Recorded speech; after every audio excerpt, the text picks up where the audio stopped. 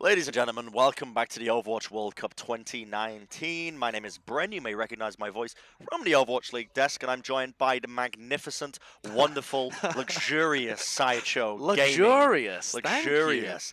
Yep. I don't believe And a human being has ever been called luxurious before. I mean, you dress in fine silks. That's You chill with the absolutely hottest true. guys at the greatest restaurants. You know, you eat the chillest food, all that business. Yep, But we've straight got out of the refrigerator.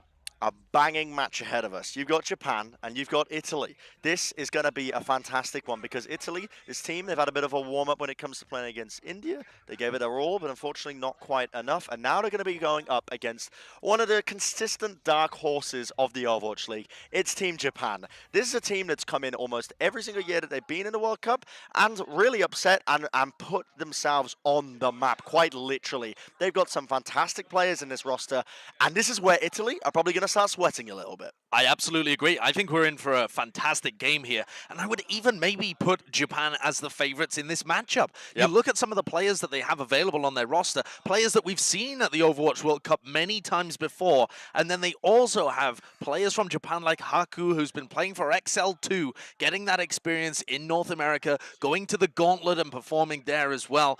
That's the kind of roster that Japan has become. That's the kind of stuff that the World Cup can do over the course of 4 years. Their scene has become recognized, players have been picked up for teams, got that experience, coming back to the World Cup to deliver even deeper bracket runs.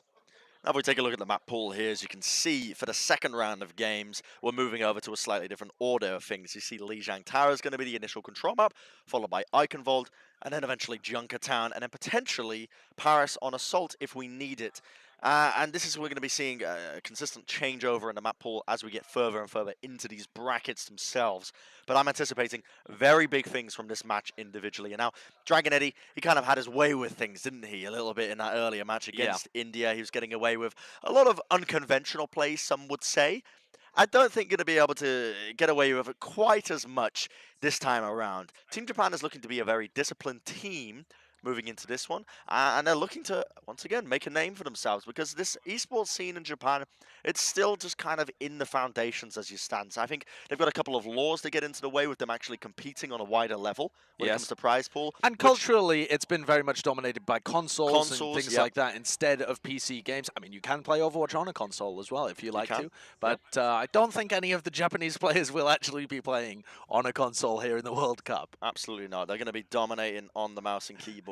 And we'll see. I believe the players, I was told, were getting into the game. I told the hardware was being placed, but I may have to go around there and plug it in for them. Yeah, because there may have been lies being told. There may have been lies being told. We don't know how long it is that we're going to be getting into this game, but who knows? Now, what do you know about Japan, Josh? Because that's what's on the line here. I'll tell you this, actually, Bren. When I was looking up how far away certain places were from Los Angeles, looking at some travel distances, it surprised me to learn that Italy, at 6,240 miles away from Los Angeles, is significantly further than Japan is away from Los Angeles.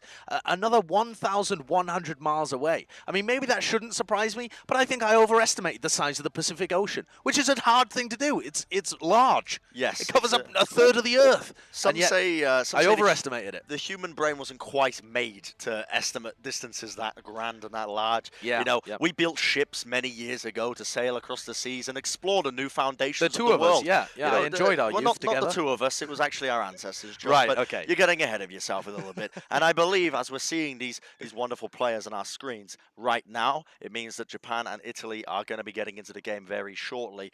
I certainly hope so because I'm raring to go, Josh, you know. Yep. I've been chomping at the bit for some Overwatch to cast. I've been sat here, waiting, ready. You know, the engine is rumbling, if you will, because I want some quality Overwatch, and I feel like I'm about to get it as we head into Lijiang Tower for Japan versus Italy, the Bracket C semi-finals. And I'm hoping to see, you know, some standard stuff, a little bit of Reaper, a little bit of Doomfist, but we'll see how it works out now. And do not be fooled by the names over the wrong sides of your screen. It is Japan here with Tayo, with Samurai D, with Kenmo Horororo. And Italy on the other side. So let's see what we get out of Japan here, because they like to play an aggressive style, and they're actually just going to run the Reaper Doomfist Mirror, some default stuff here for both teams to begin. Yes, as you can see now, Asta's going to get a shield advantage. The initiation comes in as well as Heartbeat leads in, if you will, with his own punch.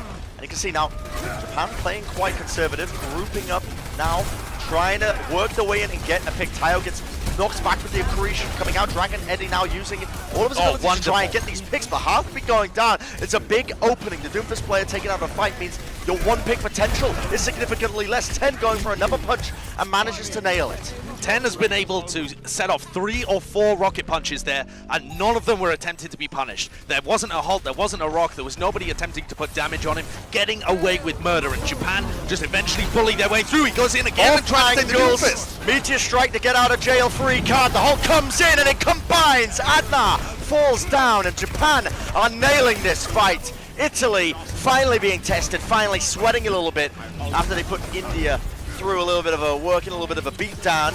Getting a bit of a taste of their own medicine, if you will. Absolutely, and Japan, I love to see this coordination. The halt into Doomfist ultimates, the halt Meteor Strike is absolutely crucial for you to be able to get value out of that ultimate. And 10, because he was not punished in the fight, was able to generate his ult quickly. That keeps the snowball rolling. It's Japan firmly in control. Now look at this, the ultimates are starting to come online, the key ones at that. Sound barriers for both teams, and the fluxes. Dragon Eddie uses it early. But Zerafi, he has the sound barrier, ends up using it. It's going to negate the flux now as they look to try and initiate this one in. Italy try and work their way in. They're going to use the supercharger, but the halt flux, it brings them all down. It's 4 kills for Ken Mo. Ho, ho, ho, ho, ho. And look at that one. Ladies and gentlemen, it's a beauty to withhold, and my word. I mean, Japan are just absolutely dominating, but I will say this. Don't get confused by the overweight getting into bad habits again. But there we have it. I mean, Italy, they got a lot to work with ultimate-wise. They 5 do. ultimates online. They certainly do. But at 74%, it looks like Tayo's going to go for a play again. Another halt coming out from Samurai D. They are so coordinated with this. But Japan, eventually, their ultimate advantage is just too much to deal with. But they used 4 ults in that fight. They had to pop both support ults and both DPS ults just to get through Tayo's flank. Yep, not gonna lie, that's a quite a large overcommittal, if you will. And I think Tayo really did a number on them with that early initiation. Death Blossom forced them to use a lot of ultimates to try and even engage into that. And now Japan, what have they got to work with? Well, a Coalescence. They can use that to initiate in. Again, that healing advantage, a damage advantage. It's very difficult to try and push against, but we'll see what they can work with here. 10, he's got the Meteor Strike. It allows him to really just engage freely. Tries to go for the counter punch, unable to get any values. You can see now Italy end up using a lot of their abilities. They're so weak, Meteor leading Strike. it in. Meteor Strike comes in, the halt is not there, but it doesn't matter because Asso will fall regardless. And now Japan will be able to lead this one in. The punch doesn't quite connect from 10, gets brought down in the meantime. Japan are going to start to slowly work their advantage onto the point, trying to gain a bit of ground, if you will. Dragon Adido, close to this flux, ends up using it. There's no counteract here for Japan, and he manages to get the kill onto Zerafi. No more sound barrier, no more heals being built for them, but this point is still anyone's game. Dragon Eddie's absolutely pounded at the moment, but 10 punches him straight in the face. His back gets slapped against the wall, and Dragon Eddie's been taken down. 10! 2 picks for him straight off the back of this. I mean, Italy, they tried to recontest this. They had the picks available to them. They did everything they could. Japan have flipped the point, and they've got ults. No one's even going to be able to touch this one. Someone gets on the point. I believe it's a little young. Now Tayo, though, coming back in almost with the Death Blossom. Lays in a couple of shots with the Hellfire shotguns. Almost has it available to him. The stuns come out. Japan are absolutely slamming this team fight. Dragon Eddie sent straight up into the air from the flux to no avail. Really, look at this one. The kills are going to roll in, and this looks like Japan are going to be taking round 1 in this fight against Italy. What a wonderful performance by Japan here. They clean up the stragglers and secure Night Market, and it is just straight out of the gates at full speed from the Japanese team. They are looking to take no prisoners here in the Overwatch World Cup. You'll love to see it, ladies and gentlemen. This is what the Overwatch World Cup was made for. Competition on a wider scale. You can see teams like Japan competing against some of the best from each and every country, and they are not disappointing in the slightest. I love it. We're starting to see the more standard stuff. You know, a little bit more unorthodox competitions were coming out earlier in the day, but these teams are rolling out with the tried and tested, the meta, if you will, and Japan may look to experiment a little bit. Tayo's going to be switching to the Symmetra just so they get the early advantage when it comes to leading onto the point. Going to be using the teleporter early on, as you can see. A lot of teams are going to be doing this. Keep an eye on this throughout the tournament. And that's going to allow Japan to get to the point as early as humanly possible. I've been impressed with 10 so far. It's not a name that many people will be aware of. His team recently won the Open Division in the Pacific region. And Great goes for a counter by counterpunch. 10.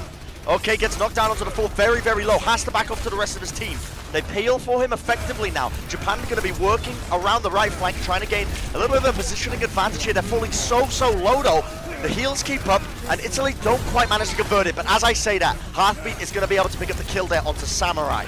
Wonderfully done, but 10 answers back. Both the Orissa's gone, means no more shields on the point, and it's anyone's game at this point. Complete chaos. The initiation in from 10 once again. Coalescence is being flung out by both of these teams. Too much heals to really account for, and we can still see this point in favor right now for Italy, but anyone can take this one, especially when 10 utilizes the Meteor Strike just like this. Doesn't manage to find anything though, and although 10 was alive and Heartbeat wasn't, the pop-off potential just wasn't there, and Heartbeat comes back into the fight, utilizing the gravitic flux as well. Was built up way more quickly than Kenmo got it.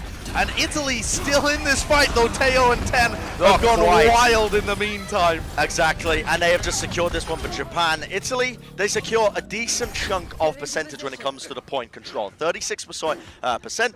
Nothing to scoff at, but Japan managed to turn this one in the back of the great DPS, the damage dealing plays from Teo and 10. Yeah, both of the Doomfists were actually able to die and get back into the fight because of how scrappy that was. And both Moiras are starting to get back up to Coalescence, but it's Japan who's going to have double support ult available to deal with this supercharger from Italy.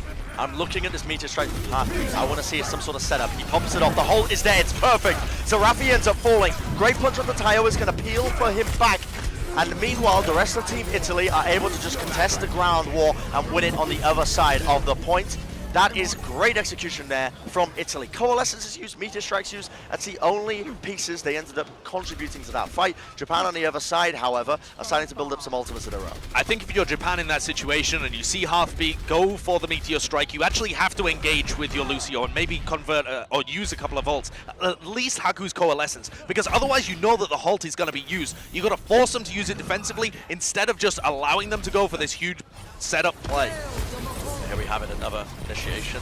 Coalescence is going to be used by Japan as an advantage for them. The Hulk pulls them forward a little bit, and we're going to see the supercharger by Italy really getting a lot of damage done. The sound barrier now going to be negating a lot of what the Flux can do, but Heartbeat going down is going to hurt them in the long run here. The shields are going to get broken now as Japan look to press the advantage straight across the point, just basically forcing Italy away from it with overwhelming damage. They have the shield pressure there, the punches are there as well, but the Coalescence is now built up for Italy, and they can look to try and re-engage themselves. Supercharger now going to get laid down. It's a bit of a problem for Italy. And Tayo cleans up now on the Reaper. The Death Blossom will secure 2, and a quick little burst of the Hellfire will finish off Asso as well. A nicely won team fight for Japan. However, look at the percentage for Italy. Yes, 91%. 1-1 fight for Italy, and they'll be straight back into this map. But Japan have been good in the way that they've held on to this point. They utilized the supercharger and got big value out of it, and I love the fact that 10, at this point, now that they're in control, is focusing on punching Asso and Dragon Eddy to push back their tank line and make sure they get snarled up in this choke point. Coalescence, once again, going to be used to engage this one. Great punch coming out from 10. He actually knocks out the point. That is a huge kill. Removes the speed boost, but is it going to be enough? Not enough to clutch this one. The sound barrier by Sarafi. It's so late. He only connects it onto 2-player. It's all up to Tayo to try and clutch this one out, but it is one man against the world, and what can he do? The answer is not quite a lot. We're going to start to see the stall heroes now by Japan coming onto the point to try and contest this one. But it looks like Italy are ready and waiting. Lil Young has a Death Blossom. He's just waiting for the moment to just press that Q button and unleash the ultimate across the point. Very strange from Japan to throw their bodies in order to get it ticking up, instead of regrouping for one last fight in the 9 seconds that they had available. They have to touch, and these players are coming up spawn. They touch it in the end. The overtime, though, is burning the wick, if you will, if I'm to quote a good friend of mine. Now we got to see Japan are just falling by the numbers. As you can see, Italy running them down. They have the superior ult advantage and the superior composition at the end of the day. Japan, a crucial mistake at the end of that round, swapping around a lot of their heroes instead of regrouping for one final push, means that they were going to be a little bit weaker when it comes to that neutral game. Yeah, Japan, though, have had a decent showing so far, but you can see that this match is going to be much closer than ones that we've seen previously, at least in this group so far, in Group C. We've now actually got a contest between Japan and Italy. I'm interested to see if Heartbeat sticks on this Mei, because the Mei Reaper composition was what Italy looked the cleanest with when they rolled over India just about an hour ago, whereas Japan has really been relying on the Doomfist Reaper from the very small sample size that we've seen so far, with 10 getting a lot of value. Well, here we have it. Japan seem to be the only team out of these two that are utilizing the Symmetra to get these more efficient rollouts. Italy going to be going with the Mei, and as you said, Josh, I'll be curious to see what value they get out of it. Heartbeat going to be leaving them in. They use the heal orb just to keep the rest of the team up. Italy falling quite low, but their wall is perfect. 10 gets caught out of position, and it's going to open up this point now for Italy. They can run across the point. You can see this. Kenmo ends up falling, and it's going to be a .1 for Italy. Yeah, very nice use of the Mei to abuse aggressive positioning from 10, who went for that flank on the right-hand side and tried to make a play. He actually punched Heartbeat, almost got the kill, but with the recent nerfs to how quickly his rocket punch charges up, 10 was unable to land all of the damage required to finish off Heartbeat, and instead gets blocked off by that Mei wall and goes down early on. Italy in control, and it's going to be really difficult to break past this Mei wall. They've already trapped Kenmo in. Okay, we're going to see the Coalescence now used by Italy to try and really win this fight out, and they do just that. 10 falls, which means that less opportunities now for Japan to really contest this one, and they recognize exactly what it is. They're going to back all the way off and just see where they can take the rest of this fight now as they wait for the respawns to come back in. Accretion by Dragon Eddy, a little bit optimistic, 8 seconds on cooldown, hopefully back up by the time Japan start pushing. But look at this, speed boost engage in, 10 moves into the side. Coalescence now used by Haku. Japan have the heal advantage for the rest of this fight, and that's exactly what you love to see, ladies and gentlemen. Samurai picks up the 2 kills and a kill feed, but it really was a team effort, and Japan should be able to flip this point back over into their control. There was no way that Italy were expecting that. The speed boost from Zerafi came in, and they rushed through the choke point before they even knew what was happening.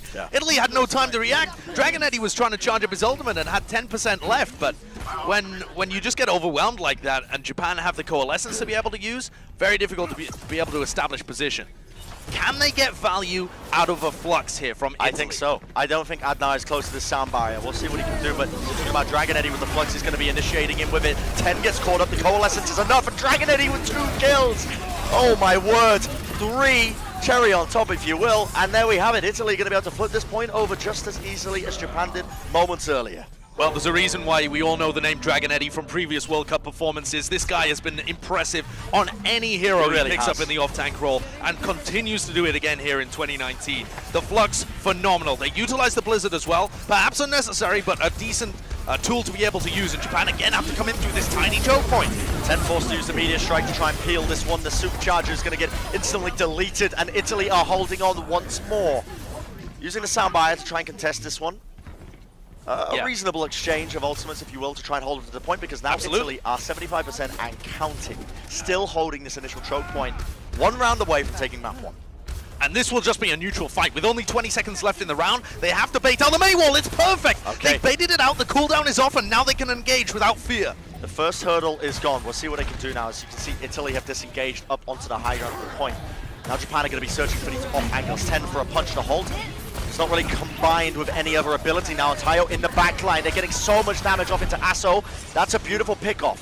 Bringing down the Orisa means no more shields available to work with. As you can see, the Coalescence from Italy is not enough to try and stall this point out. But now, hopefully, the Flux is Samurai. Launched up in the air, brought back down again. The damage is too much to deal with. Haku tries to keep him alive with the healing orb. Another hold comes out, but again, no combination of abilities being used, and Samurai falls as well. A wonderful battle of attrition coming out from Italy here. It's all up to 10 to try and contest this one, but it's not quite good enough as he gets punched down onto the ground. Asso collides into him with a charge, and Italy are going to be taking map 1 in this series against Japan. Fantastic showing. Yeah, really great adaptation over the course of this map from Italy. The utilization of Mei to really punish 10 on these aggressive flanks is what won it for them in the end. And I will say towards the end there, Japan's DPS players getting slightly too far ahead of themselves. Teo burning Wraith Form a little early on, 10 gets taken down and had almost no impact when they were playing against the Mei Reaper. That's gotta hurt for Japan because they looked so dominant and very, very clean on Night Market. Well, we have a game on our hands. That's We all we certainly can say. do. And I wasn't quite sure what Italy were going to be able to put up here, but the disengages were fantastic. I thought the ult usage also very good. They recognized the win conditions that were available to them. They're utilizing the Mei wonderfully. And Japan, well, they've got to come out of a little bit more than that if they want to try and take away a map from Italy. We'll see if they're able to do it on the next one. We're going to be heading to Eichenwald, if my memory serves me correct. Yep, that It is is where we're indeed. going for our hybrid map.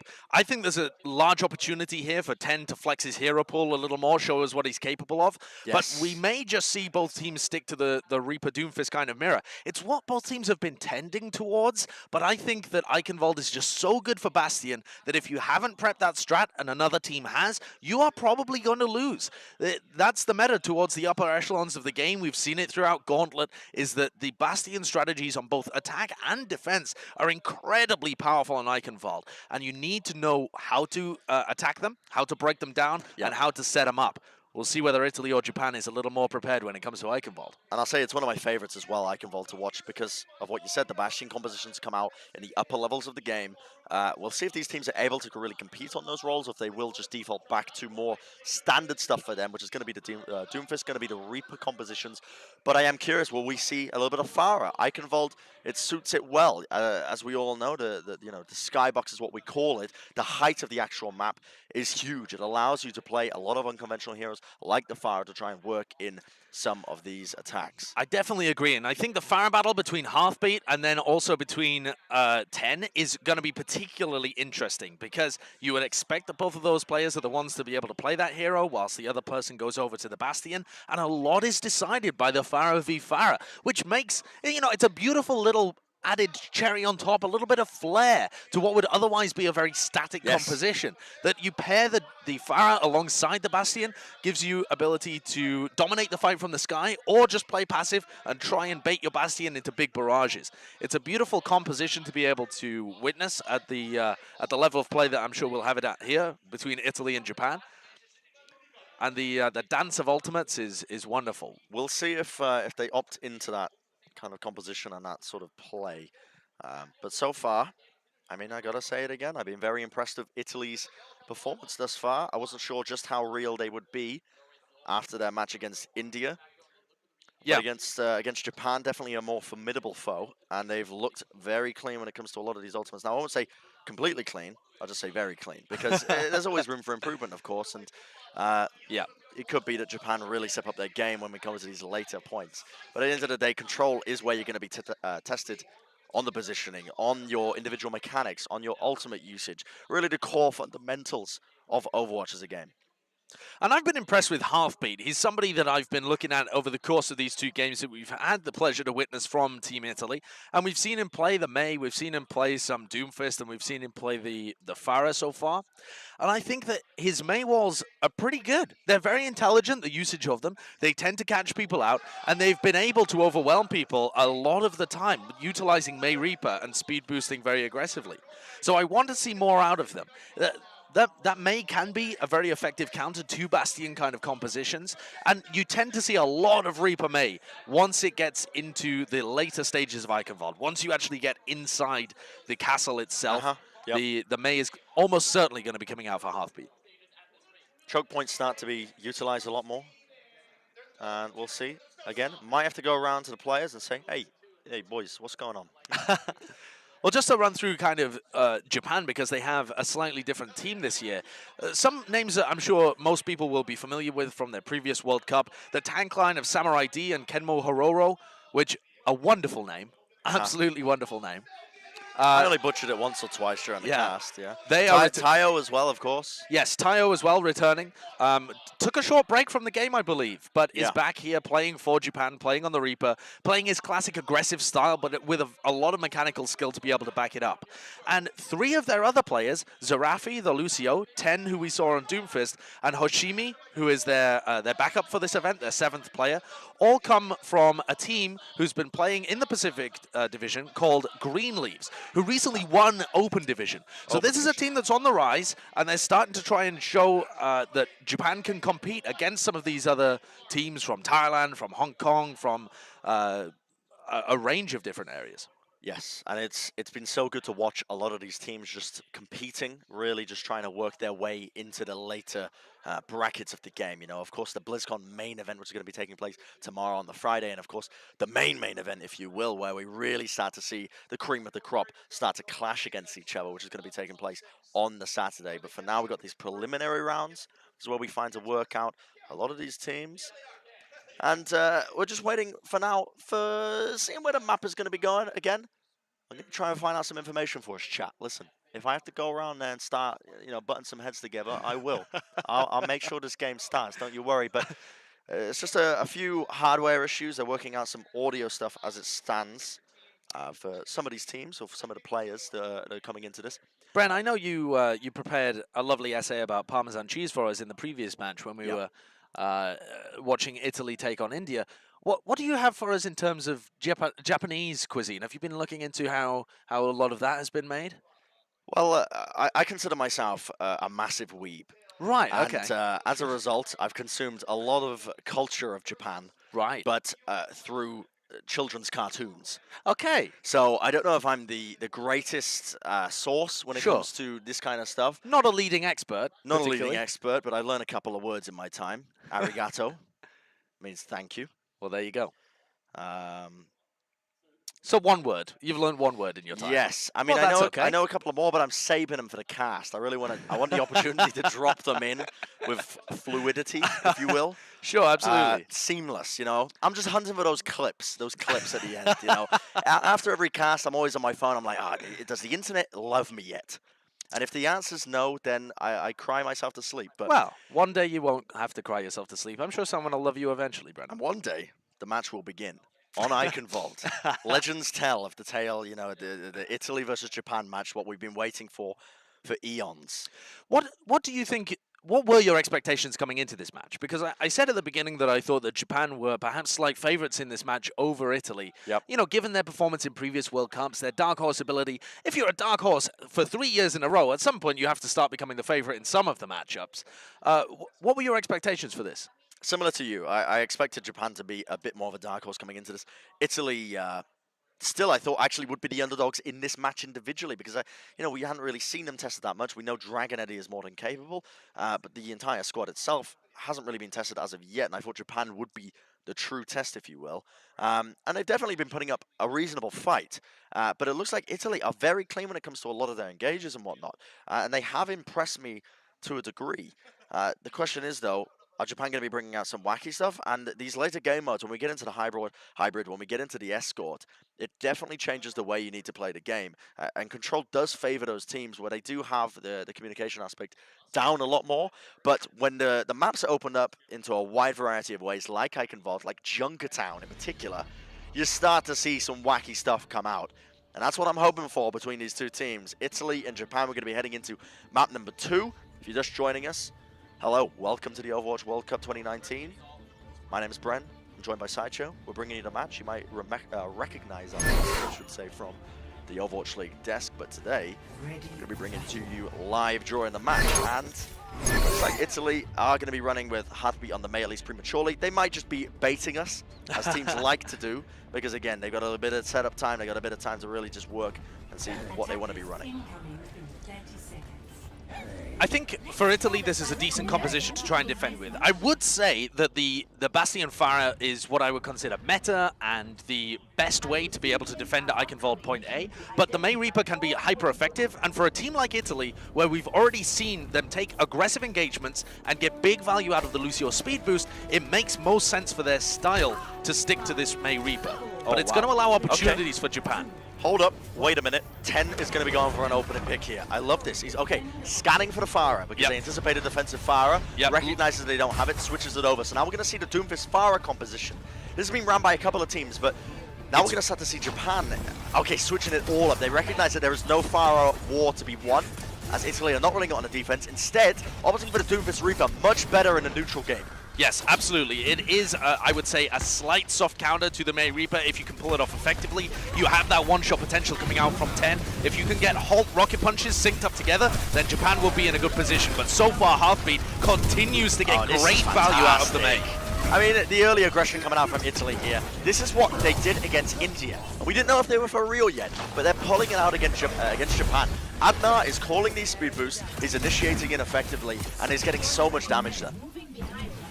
And again, Dragon Eddy on these off angles means that he can slow people down, he can put a shield in front of their faces, while Heartbeat is with his Orisa, making sure that they can freeze people up and isolate people with the walls. They've just sliced the backline from the front line. Coalescence is going to get pumped off by both these teams here, and it's going to be the one-for-one trade. Lil Young has to back off, using the Ray form defensively rather than aggressively. Rayu going down for Italy means they do not have a Coalescence available to them. That was a critical pickup for them, and 10 is causing havoc. Look at it, the 3K for him, absolutely demolishing the back lines, and Japan cracked this point wide open. So well played by 10. If you're playing Doomfist Reaper into a May Reaper, you have the responsibility to get those picks for your team. You are the difference maker, and you must step up. 10 didn't manage to do that in the previous map once we got towards the later stages, but there picks up 3 kills. 1 was enough, but he gives us 3, and Japan are able to crack open point A and head towards the portcullis. But now we're going to be at one of the hardest points in the game to push out of. Dragon Eddy, he has the flux available to him. Heartbeat, I should say though, picking up a little entry kill down to 10. I mean, the flux doesn't even need to be needed. What more do I say? This is instantly a one fight off the back of that one pick. Japan can't allow these little picks to just come out of here, because Italy will punish you, and now they have an advantage in terms of the positioning. They can just hold them at this choke point. It seems like we're starting to get a feel for these teams' personalities as well. Japan, both of their DPS players like to play a little more spread out. It's Hoshimi coming in instead of Tayo this time, but they're still playing a little bit more loose with their gameplay. Yeah, and I mean, the flux is just going to be uncontested. There's no sound barrier to stop it. 10 ends up using his Meteor Strike to no avail once more. I believe he got a little bit low as he tried to engage and create an opening for his team, and popped it off just before it was too late to really take it back, if you will. Probably wishes he had that one still in the war chest, but now we see Italy with a lot to work with even now. A Supercharger, a Coalescence, a Soundbar almost coming online. Japan on the other side are going to try to make it work. They are almost mirroring them, as you can start to see. And there's the aggressive play style of 10. He gets the entry kill onto Asso, focusing down the tanks. The Coalescence provides enough sustain that Japan are able to just roll all over Italy. I want to give a Haku a shout out there as well. The XL2 support is able to kite back away from Lil Young, who he knew was going to come in with the Death Blossom, and then get the Coalescence onto him and ensure that he was eliminated from the fight. I thought that Team Italy there was in a great position to speed boost engage, get value out of the Death Blossom alongside their Supercharger, but Japan just power on through. Now we see a bit of an advantage here for Japan in terms of what ultimates they can use, and Italy are taking a very aggressive approach. Supercharger is dropped off on the bridge, and now we start to see a lot of ultimates being used here. Supercharger used aggressively, not saving it for really the fluxes you get to come out. They just want to clean up the rest of this team fight. Seal the deal, if you will. Now, you can argue that that was a bit of an overextension of ultimates. I certainly would. But at the same time, it won them the point, and you can't argue with results. Well, you can sometimes argue with results. You can sometimes argue with results, which Josh is about to do. Well, Kenmo Hororo still has his flux available. He can flux one of these entrances and force out a sound barrier really early on, and that's what he's going to do. Goes out, the counter is there from Adnar, but Dragon Eddy is still so weak. Great punch from 10, initiating for a very low 33 HP. Has to disengage to the back, and the rest of his team using that seismic slam. Now he's hunting for the punches. Heartbeat very, very low. And this is going to be another one fight now for Japan, as they absolutely rocked Italy off the point. And it was a decent attempt to try and re-engage that from Italy. Adnar was saving the sound barrier for the flux to come out on the opposition. They almost managed to just get off a reasonable beat to try and recontest that one. But Japan managed to clutch it up in the end with some fantastic halts. And the way that this meta goes, you only particularly get 3 opportunities to contest on Iconval point B, and one of them is always right before that choke point. Dragon Eddy in with an aggressive engage. 10's already found a pick, and all of the damage from this flux just isn't going to get followed up on. And this aggressive playstyle from 10 is working out in dividends, and as you can see now, Japan taking the positional advantage. The shield are laid forward. The Meteor Strike gets no value, as the Sigma shield was there to try and stop it. But these punches by 10, the aggression from the boy, it's just come out of absolutely nowhere. Once again, setting his team up. Death Blossom from Lil Young, though, has absolutely turned this one in the favor of Italy, and the punch from Heartbeat will follow it up. Japan forced to back off and recontest at a later date. Yep, a little overeager from Japan there. They had the advantage in the fight. If they had backed up and been aware of Lil Young, scouted him out, that would have certainly been a one fight. But how clutch from the Reaper player from Italy to be able to find a 2K Death Blossom in the midst of that I believe I want to give credit to a bit of an assist from Samurai D, who managed to halt him back into the hole of his team. Not ideal. Not quite ideal, Yep, but these things happen. happen. 2 minutes still on the clock for Japan, and a war chest of ultimates to be able to use. A Flux into a Death Blossom alongside the Supercharger almost guarantees a fight win when there's no sound barrier for Edna. Well, that is so close now. We're going to start to see the speed boost engage from Japan. Krisha comes into the backline, but Ray Form just narrowly avoids it with Lil Young.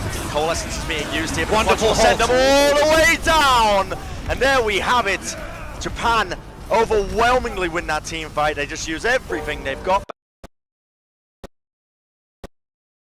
Will be taking this one in 1 minute 40 seconds, or 1 minute 46 seconds, I should say, all 3 points. I think they can be very pleased with that. Oh, absolutely. Their execution was very good. And because they play a loose, aggressive style, they're able to carry momentum from one fight into another. And it's Italy that are forced to react and play a little slower, which does not fit the tempo of Italy. They like taking control of the fights. They like speed boost engaging. They like grabbing the Mei and separating people off. But Japan forced them to play to their tune and end up taking a very, very strong time on Eichenwald point C.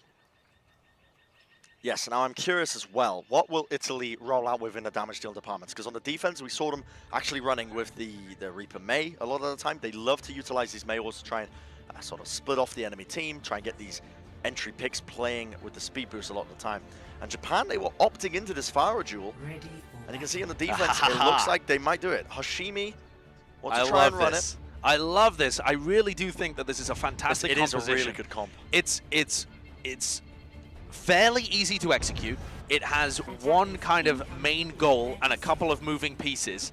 So teams at the World Cup that haven't had as much time to be able to scrim together can execute it more easily, I think, to a higher level than something like the Reaper Doomfist kind of compositions.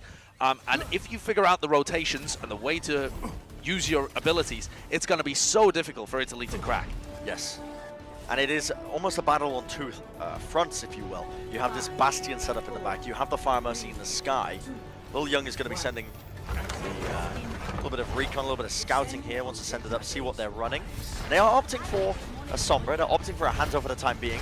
Still opportunities for them to switch it back. As you can see, Heartbeat switches back with the Translocator. He's going to come straight back to spawn. Freyu going over to the Zen, so they're actually going for a full poke composition to try and take it down. I have not seen this before in an attempt, like, I've not seen this successfully anyway, in an attempt to defeat the Bastion Pharah comps, but things like that can be extremely effective. Hashimi and Zarafi have to worry about these halts, because if they get sucked into a halt, one shot from Lil Young or Heartbeat and they're dead. Well, we're going to see a lot of damage being poked into them. They have to back around the corner into the safe closest to the Immortality field for Japan. No casualties as of yet. Hoshimi's still just trying to send in a lot of damage. Not really opting to take the 5v5 duel as it stands. Just trying to poke damage onto the ground, but already a tick now for Italy as they've gained advantage of ground on the floor. Now we see the amplification matrix. This is often a win condition for a lot of these teams, but the angles being played by Italy are brilliant. They're not giving any ground as of yet. Lil Young falling, though, does make things, admittedly, a lot more difficult as Hoshimi's now going in straight for the kill, straight for the jugular. Gonna back off a little bit now, just trying to send in a couple of these rockets onto these players, but it is very chaotic, very scrappy. Heartbeat unleashing the barrage will find 2 picks, and that might be just the opening that they need. Well, they have got the Rez out onto the Orisa, Rez on the other side on the Heartbeat as well. This fight has become incredibly chaotic as Samurai ID and Kenmo on the ground trying to hold things together. But Samurai ID falls, the Transcendence from Freyu, who was allowed to get into position without being punished from Hoshimi, and they end up overwhelming. A very nice use of positioning by Italy. They had to spread out, and the difficulty with this poke composition is, yes, you are shredding the shields from Samurai and from Kenmo, but you normally lose people on the approach because you can't face the Bastion sightlines and you have to worry about the Pharah. But they did such a great job playing safe, but still putting pressure on Hoshimi, and Italy come out with a very good win there that shows they were prepared for this strategy on Eichenwald. I gotta say, I hate to be disappointed in Japan, but expecting a little bit more from Hoshimi, but they're going to be moving in now. The Flux is going to be used to initiate in. Dragon Eddy once again picking up kills. This seems to be a staple of this man's career thus far. Italy having no issues whatsoever making it through this choke point. And Japan, they take this team fight. They are switching back over to a more decent composition when it comes to taking these neutral engagements. They switched just before. back over to the Reaper Doomfist. However, losing this opening, you don't want to be doing this. This is a great position to be defending from because you have an advantage from the high ground, and it's a really nightmarish choke as well to push out of. For Italy, they want to keep the momentum going. They're taking forward positions and they're looking for an opportunity to use the Supercharger. Because if they wait too long, Japan's going to have Supercharger and a Gravitic Flux that they have no answer to. And Japan's already in position. Supercharger laid down for Italy, seeing if they can get any picks. The damage output is elite. It is quite daunting for them. Now you get to see now Hoshima drops down from behind. Heartbeat ends up going down there, and the Coalescence is dealing so much damage to them. He's getting maximum value out of it. Flux from off the side, the off angle from Kenmo will not really get too much value out of it, but Hoshimi is able to follow up on a lot of the damage. In fact, 2 kills for him means that he has opened this one up, cracked it if you will, and there we are. The kid also quite cracked himself, if I do say so myself. Italy had one opportunity there with their Supercharger and just didn't manage to find the value that they needed. Japan did a great job at hiding behind the cart, making sure that they used that as a third shield, essentially, and then got value out of their Gravitic Flux towards the end. Good work from Kenmo. He knew that he had to put himself in a position of danger to get a big Flux, but that was their win condition. And Italy slowed down once more with 2 minutes and 30 on the clock, but they have their own Flux. Moving for the castle now, though, as you said, they have their own Flux. Dragon Eddie going to be looking to try and get value out of the Flux. Great hold, pushes 10 down, and a great punch as well from Heartbeat. Takes down Kenmo. Sandbar used by by Italy, I should say. And it's a little bit of an overextension of ultimates, I want to say, actually, from the side of Italy. Yes, it was a clean fight. Yes, they won it in a very overwhelming fashion. And Japan on the other side, I've only just noticed, actually, ended up popping ultimates of their own. So, not clean from either side. Not clean from either side, sure, but I think it was winnable for both sides, so they both wanted to invest into it. You, of course, have the Flux available for Eddie, but it will be countered by the Sound Barrier. A very similar situation to previously. Here comes the Sound Barrier from Zerafi, catches 4 of them, and he's going to keep them alive. But this is still positional advantage for Italy. Okay, but Tendo, when he's in this position, we've seen him clutch before, and he's already get the kill onto Lil Young. That takes out a significant chunk of their damage with him out of the action. You see the Coalescence just about faded there from Freyu, and he's just trying to keep his team alive, but it's not really going to be good enough, and this is going to be a win. You can see Asa was just resetting by just running himself down into the River of Eichenwald. I believe we've had many discussions on this, Josh, of the lore of the River of Eichenwald, where it's based from, the river basin, if you will, the origination of it. That's what most of our conversations are about, yeah, Brian. Couldn't come to a solid conclusion about it, though, and we probably still won't during this cast. In fact, people probably want to hear... It's a fictional location. True. Yeah, you might be right with that one. All right, Italy with a great position now to get stuff done, though, because they're going to be attacking with a Supercharger. I think a lot of pressure here on 10. 10 goes down. He was the win condition for Japan. Bro, he gets absolutely brutalized. A fantastic little boop there from Heartbeat, or onto Heartbeat, will not allow him to connect the punch-up, but his Coalescence from Italy is brutal. He's getting maximum value. Freyu is demolishing them, dealing damage and keeping his team up at the same time simultaneously. That is the entire goal of the ultimate at the end of the day, and it will mean that Italy, after actually a very solid defense from Japan, driving them to a very low portion of time when it comes to their time back, they are able to crack this second point open with 2 minutes now on the clock to try and push this. However, this does mean now that Japan are going to have a successful time, regardless of if Italy manage to push it all the way in. Yeah, absolutely. The time back advantage already here for Japan, but they are looking to halt this payload completely. Italy still have ults to be able to work with. An aggressive Flux from Dragon Eddie is what he's going for, but they put so much pressure on him very early on, and Kenmo and Samurai D have still fallen. They overcommitted to Dragon Eddie. Fantastic by Italy. Again, I mean, we've praised them on their ability to disengage from a lot of these team fights, and they're just doing it over and over again. And Japan really abusing the nature of a lot of their damage-dealing players, where they love to initiate it, they love to play aggressively, they have a lot of pressure on their shoulders. Of course, they want to perform for their team on the world stage. And 10, okay, all right, a little bit of a change of pace there. The pick on's a little young is definitely what they needed to try and at least get some sort of foothold on this defense. 60 seconds. Japan are in a position with only 60 seconds left to defend, where this next fight will define, I think, the entirety of how this map goes. Ultimates across the board for both teams, but Samurai D starting to get up to his Supercharger could be the big difference in the fight. A nice hold, but not comboed with a punch to begin. This is it, ladies and gentlemen. You can start to see now Italy unleashing the Soundbire, using that HP advantage to their advantage to a degree, but look at this, the Flux comes out now from Japan, and nothing can stop it as the Soundbire fades away in the nick of time for Japan to get maximum value out of it. Fantastic fight from them. 20 seconds remaining now for Italy to try and make a play. If they're not able to get here in 15 seconds and cause a major upset, then Japan will tie the series up.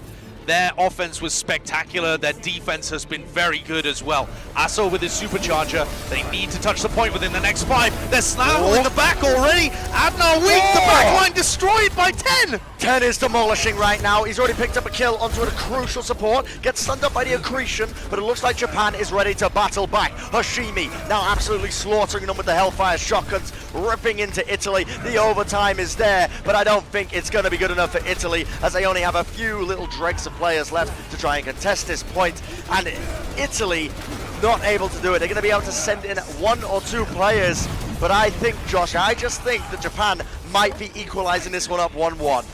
They certainly are, with only half-beat left. As he goes into the air with his meteor strike, the overtime wick burns away, and it's Japan at 1-1 in this series, firing back with honestly a dominant showing on Iconvolt. Yes. To complete with 1:46 left, and then to hold your opponents, to hold Italy in that point C, very strong showing, and a sign that Japan are here to stay. Well, this is what we said we wanted to see from Japan, actually, and we were a little bit worried just before this map was played, and we were curious, how are they going to bounce back after this control map? Because normally, control map, a good indication of a lot of skills, the fundamentals of Overwatch. Japan really came out swinging. Very aggressive DPS plays, very impressed from 10 and Hoshimi as well. Yep, Who and actually was just subbed in for that map. Absolutely, making great use of their roster as well. Hashimi coming in when he doesn't just have to play Reaper, and Teo sits to the bench. So Japan with a strategy there that worked out very well for them on Iconvolt. It didn't really come down to the Bastion play, neither team opting into that, instead looking for the majority of the time to fight the Reaper Doomfist mirror. And overall, even though Japan's DPS occasionally getting caught out of position and losing their life and losing a couple of team fights for Japan, it has been the overwhelming aggression and continuation of momentum that got them the advantage on Iconvolt, especially during the payload portions. Yeah, I've always thought that I think the best style of Overwatch to try and play is that very aggressive play style, because it forces teams to react to you and play to your tempo and your pace. And if you have an undisciplined team and they can't keep up with a lot of the calls, you often find that you can just roll over a lot of teams who aren't ready for that style of play. Now, Italy have seemed quite good with a lot of these speed boost disengages, and they do seem like quite a disciplined squad. But Japan flexing the bench that they've got, which a lot of these teams at the World Cup have actually opted to just carry 6 members of the team. Or a instead, 7th player as the coach, yeah. Yes, or a 7th player as the coach instead, really trying to make full usage of the roster spots. Japan actually going for a 7th player, interestingly enough. And it worked out in dividends here for Iconvolt. They sub him in. Hiroshimi has, so many more heroes at his disposal. So thoroughly impressed with Japan and the way they played that. Junkertown is going to be interesting. Yes, it's it is, always interesting. It's always a crazy map. You see the pirate ship compositions. We've seen double sniper in the past. It's not something where you would expect to see double sniper compositions anymore. But throughout this tournament, I've been keeping an eye on some of the other games that have been happening in our second round of the brackets. And we've seen teams even running the Pharah, running Widowmaker, running Hanzo compositions, running some Roadhog at times. Not always to success, but there have been a range of strategies deployed on this map. It's just so wide open that it gives you an opportunity to create some chaos. Now, I will say as well, I mean, it's always been one of those classic maps, hasn't it? You just see some kind of wacky stuff come out. What are the odds that we see a selfless style spawn camp? An old classic on Junkertown. I'm not going to lie, mate. We've pulled it out in ranked games before. It works too well. I have a slight suspicion that Team Italy and Team Japan, the best possible players that you can gather from those nations, are marginally better, and by marginally I mean incredibly better, than your level of ranked gameplay. You're trying to imply that I can play on the main stage? If Team UK are watching, after having obliterated their side of the bracket, presumably. Are they in a game right now? Maybe. No, they've 3-0'd both Iceland and Norway, Team UK. Well, so. That's a classic. It's just in our blood, really, to compete, I don't think that they're looking for another player, but if they are, I'll send your details over. I'm sure they'll be very impressed. I was in early discussions to be the 7th man for Team UK. Early as in before they realized they had good players available? Yes. Many hot tub sessions, could have been some lemonade being passed around discussions had, but there was a serious conversation that the Brothermaker would have been joining Team UK as the 7th man. Now, enough about me. Let's talk about the Overwatch World Cup, because we're not here for me, let's face it. Some of you are, probably around 5% if I was to estimate of the chat. Where'd you get those numbers from? My data team, the analytics. Okay, I've got yeah. them working, crunching the numbers in the Brent back. is always surrounded by a team of analysts. He's really big into the numbers. Brent on the desk, he Big always numbers. says, think about the numbers, believe the numbers. Yes, and I tell you what, I mean, I wonder what Japan are going to be opting in for when it comes to their roster. Now, we saw a bit of flexing around when it came to Iconvold. Yeah. At Junkertown, you do see some erroneous results with it, from here and there. A bit less so, less than we used to see, actually, compared to early on when we were in the Mercy meta of early 2017, or I should say early 2018. For sure.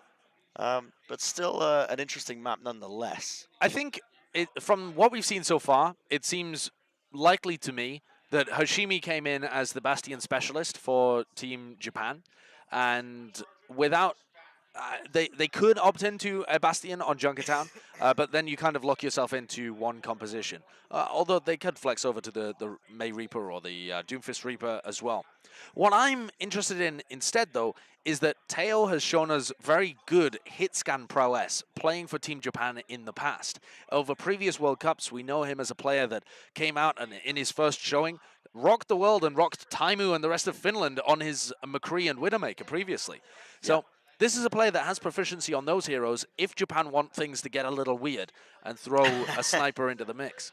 I'd love to see it, honestly. I really would. But given how long it's been taking to get into this map, I would assume, I'm making an assumption here, that they may be subbing Hiroshima out and putting Tayo in. So this is just an assumption purely on my part, because it does take a little bit of time to swap out the peripherals, swap these players in, and the information I have to go off is sparse. It's limited, but here there we have it. It was a sub being made You are in a Japan. genius, Brennan. I read it. I read the book. Read it like a book. Yeah, read it like a book, the book, whatever book. You been reading any books recently? Yep. Ready for battle. Gonna go into more detail than that? Not particularly, honestly. Okay. Yeah, I've been reading some lovely books, but none of them have anything. Neither of them are Japanese or Italian. I've been reading Sapiens, The History of Humankind. Really? It's been blowing my mind. Is it blowing your mind because you have come to the realization you are not a part of our species and instead are the missing link? Well, isn't yes, people have made the assumption that I might be part Homo erectus. Yes, that has been claimed before. Is there any truth to those kind of claims? I don't think so. Avast is looking at me right now. He's nodding. I disagree, personally. I disagree. But we're going to be getting into something slightly more important than talking about my my lineage and human history, which is Italy versus Japan in the Overwatch World Cup of 2019 on Junkertown. And this is very interesting because Tayo is running a Symmetra. This is a pocket strat that Japan have come out with, and it teleports 10 to the high ground where he's going to be playing the Bastion and forces Italy to dance to their tune. I love this. Haku with a Bionade as well on a half-beaten Dragonhead. He does wear off. There's not much opportunity to capitalize on stuff like that. But how do you block the payload if you're Italy? You have to wander into the Bastion sightline. Yes, this is a beautiful strategy, well tailored from Japan. I mean, they thought about this, and they've actually come out swing against Italy. Italy, typically able to use sightlines very effectively against these Bastion compositions like we saw previously on Iconvold. Struggling a little bit now, however, Japan do still have this spawner's advantage. Remember, they are the attacking team. They're respawning a lot faster. The Immortality field is going to be coming out now from Japan, saving Kenmo from going down, and he's built up a Flux early. This is going to be critical, because look at Abdar's ult percentage. The Samurai is the only thing that can kind of negate this as it stands. He's going to get value out of it. The Flux is going to be used, brings up 2 players. Great stun coming out from Dragon Eddy, and it's going to be enough. Italy able to hold on here as they end up incorporating the Coalescence into their defense. 10 was just too far away to be able to capitalize on the players.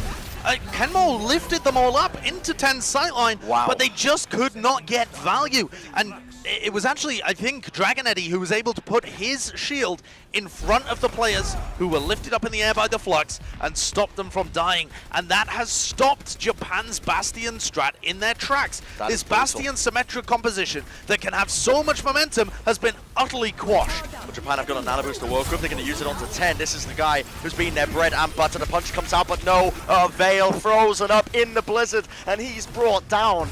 Their main damage dealer for Japan taken out. Lil Young is going to be cleaning up the backline, and Japan forced to come back, count their losses, and reset into the next fight.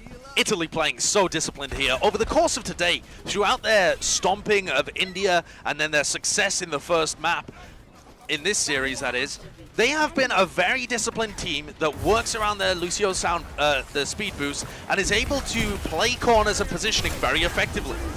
Well, we're now going to see the flux being used here by Dragon Eddie. No sound barrier in sight for Zerafi, so they can even counter it if they wanted to. And straight off the back of that, again, it's kind of one of those ultimates that if it's used and you have no counter to it, whether it's speed boost disengaging or whether it's a sound barrier, you're going to be kind of lost in these fights. Absolutely, and these teams haven't quite had the synergy and scrim experience together to be able to anticipate when people like Dragon Eddie are going to use these gravitic fluxes and play a little more spread out. Orisa's frequently getting caught in it when they have their fortifies available, these kind of things. And Japan starting to tick up to that second wave of ultimates, but there is only 1 minute on the clock and a very, very early play. They're gonna go for the Death Blossom. Supercharger comes out with the Coalescence and combined it's a deadly duo. Already picking up 2 kills. Japan instantly disengaged. That's actually very disciplined from Japan. I'm pleased to see that. They don't take any more losses. But also very disciplined from Lil Young. He realized he was walled off from his team and did not have the sightline to his supercharger, and so doesn't go for a heroic Death Blossom in the backlines. Instead saves it, and they can try and pair it along with this Blizzard from Heartbeat. But here we have it. A lot of pressure being put down now as the supercharger comes out from Japan. Coalescence as well. They all come tumbling down. 3 kills for Haku, the XL2 support player. And that will do it, ladies and gentlemen. 2 ultimates used, a lot of value from it, but they were 2 very big ones for Japan. And look at the cart's movement.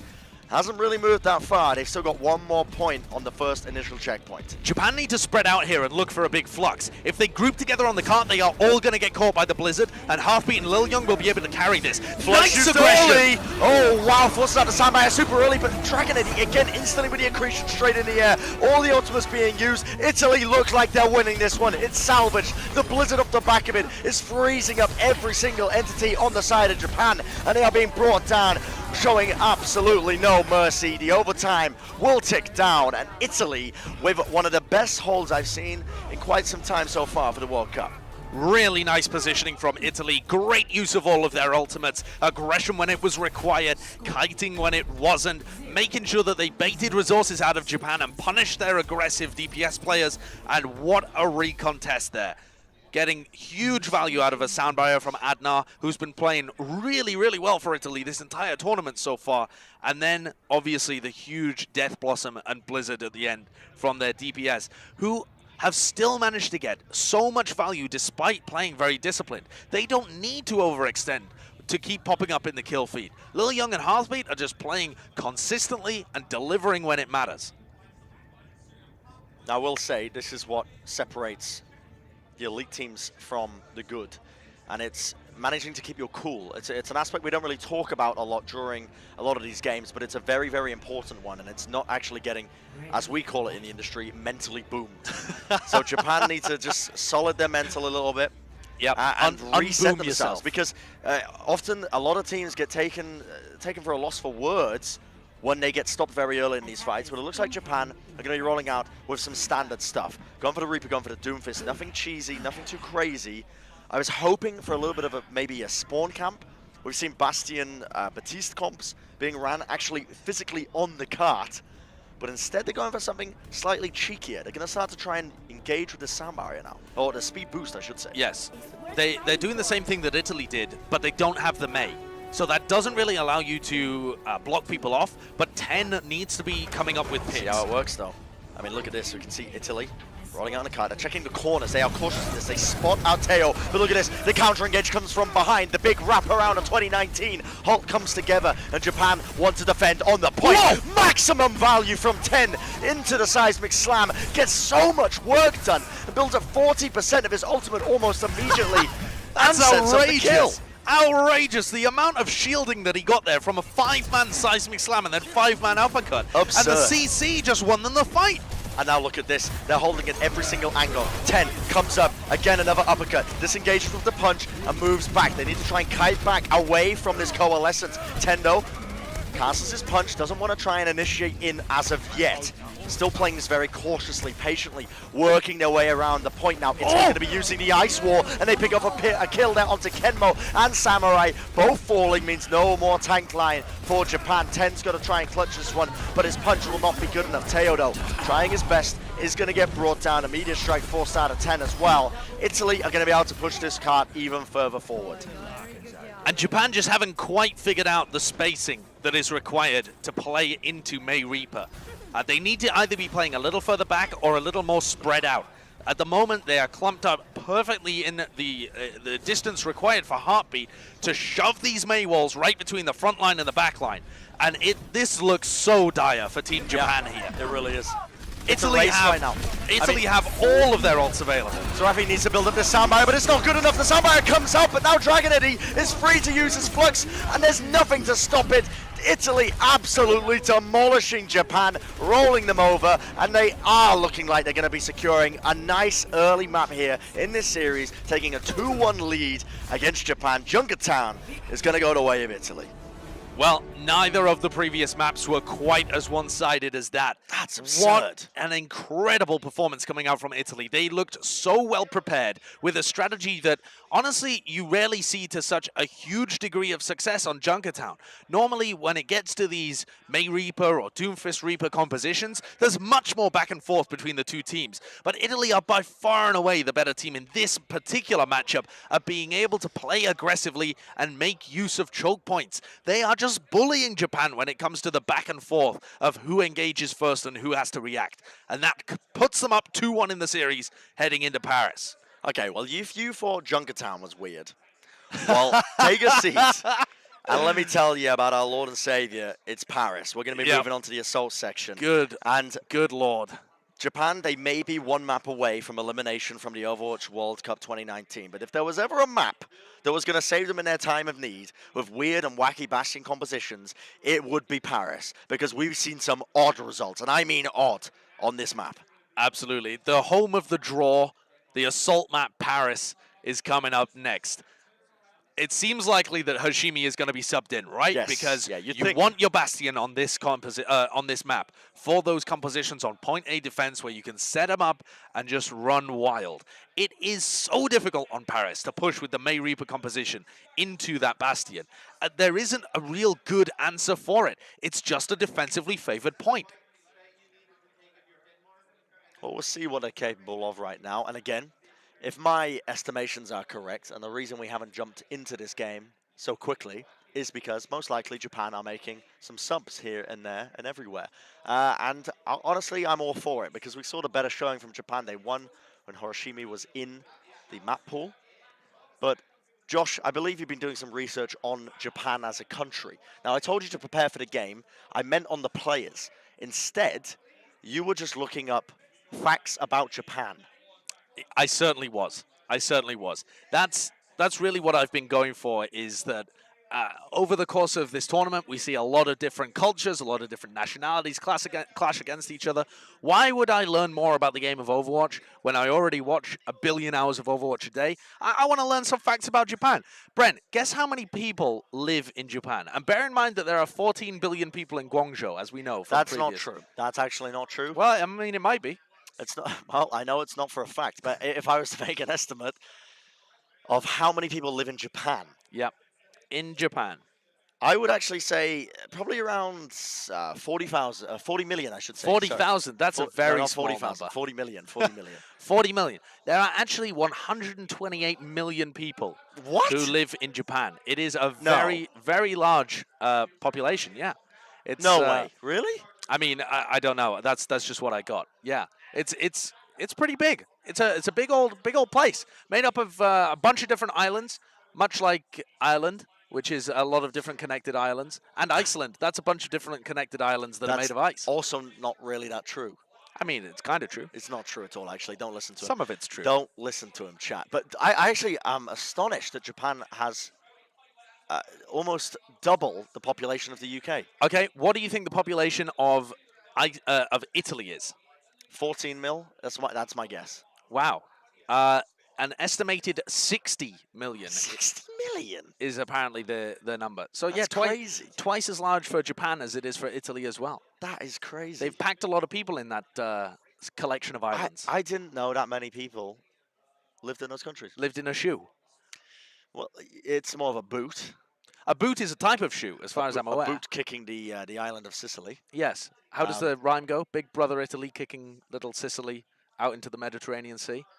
Is that how the rhyme goes? I mean, I don't know. I've just heard that before, but I was don't know. never taught rhymes as a child. No? My family weren't fans of cultural arts. Logic was the real order in my household. Numbers, yes. hard facts. Bren worshipped at the altar of logic and reason and hard facts, which is how he came to be such an incredible ambassador for the mind. Yes, yes. An athlete of incredible literary proportions. I often retreat back to my mind palace and just dwell on the world and Also the facts of today. And I return a new man, a new being, if you will. And I promise you, Twitch chat, the game will start any minute now. I think it would be interesting as well, now that we've played out the majority of Group A and Group B, just to give people a little run-through of any games that they might have missed previously as well. Group A and Group B were playing on the Overwatch League and Overwatch Contenders channels, along with some of the other streams that we have live over here. We're running 4 or 5 simultaneous streams here at the Overwatch World Cup. We had an incredible match earlier on where Australia was able to beat out New Zealand in a 3-2 game. Yeah. Was insanely close. Very, very Amazing close. little grudge game between those two teams. And Great Britain have stomped their way through Group B as well, defeating Iceland and Norway 3-0, which honestly I thought would be much closer, but sets up Great Britain and the UK again for another deep run when, again, I didn't have faith in them. Yes, I'll be honest with you. I spoke to a couple of the players, admittedly from teams that are already knocked out, and they said that the UK was actually not that great this year. However, their showing thus far has been very, very impressive. Now, they are going to be heading into the next round of games that are going to be occurring on, I believe, tomorrow. As you can see, they've secured their position into Group A. Is what I believe it's come down to. Yeah. So they are going to be in the same group with Korea, France, and the USA. What a stacked group. That is incredibly stacked. Now, imagine how funny it would be if we knocked out the USA again. I say, while we're in Los Angeles, presumably broadcasting to a mainly American audience. I think our audience is perfectly split between Italy and Japan. What, 50-50? 50-50. Yep, Caught me those off are the guard, I was trying to demographics. take a drink. Those are the demographics that we're going for. Okay. Well, you know Well, what, Josh? I'm sick of you. Okay. I want to see some Overwatch. Now, I Well- still want to hear you, but I don't want to see you anymore. So we're going to You jump never did into see me. That's true. Yes. Yeah. We could be casting from anywhere. You don't actually know. The Well, moon. interesting here that even though it took a while, and our theories were that that meant Japan was going to change some people. Oh, nearly got caught. There we go. Swap the names over. It's actually Tayo going to be playing here alongside 10. So no changes across the board for either team, no substitutions made, which possibly means that we're not going to see a lot of the Bastion being played. Japan on defense here seem like they're just content running the Reaper Doomfist. Yeah. Which, it's a powerful comp, it's the meta comp, but I don't think that it's the best composition for Paris in general. Yeah, we'll see how they choose to utilize it, but I gotta agree with you, Josh. I was expecting a little bit something more unorthodox coming out from Japan, but they want to roll with it. You can see Heartbeat here. He set his translocator in the spawn. He's going to do some early scouting. Remember, information is key. Information wins wars and also games of Overwatch at the end of the day. And he's going to be scouting out a little bit of information. Is he going to opt to swap back? Lil Young swaps over to the Reaper, and that signifies for Italy that they're going for a Mei Reaper composition. The Mei, very effective on this first point.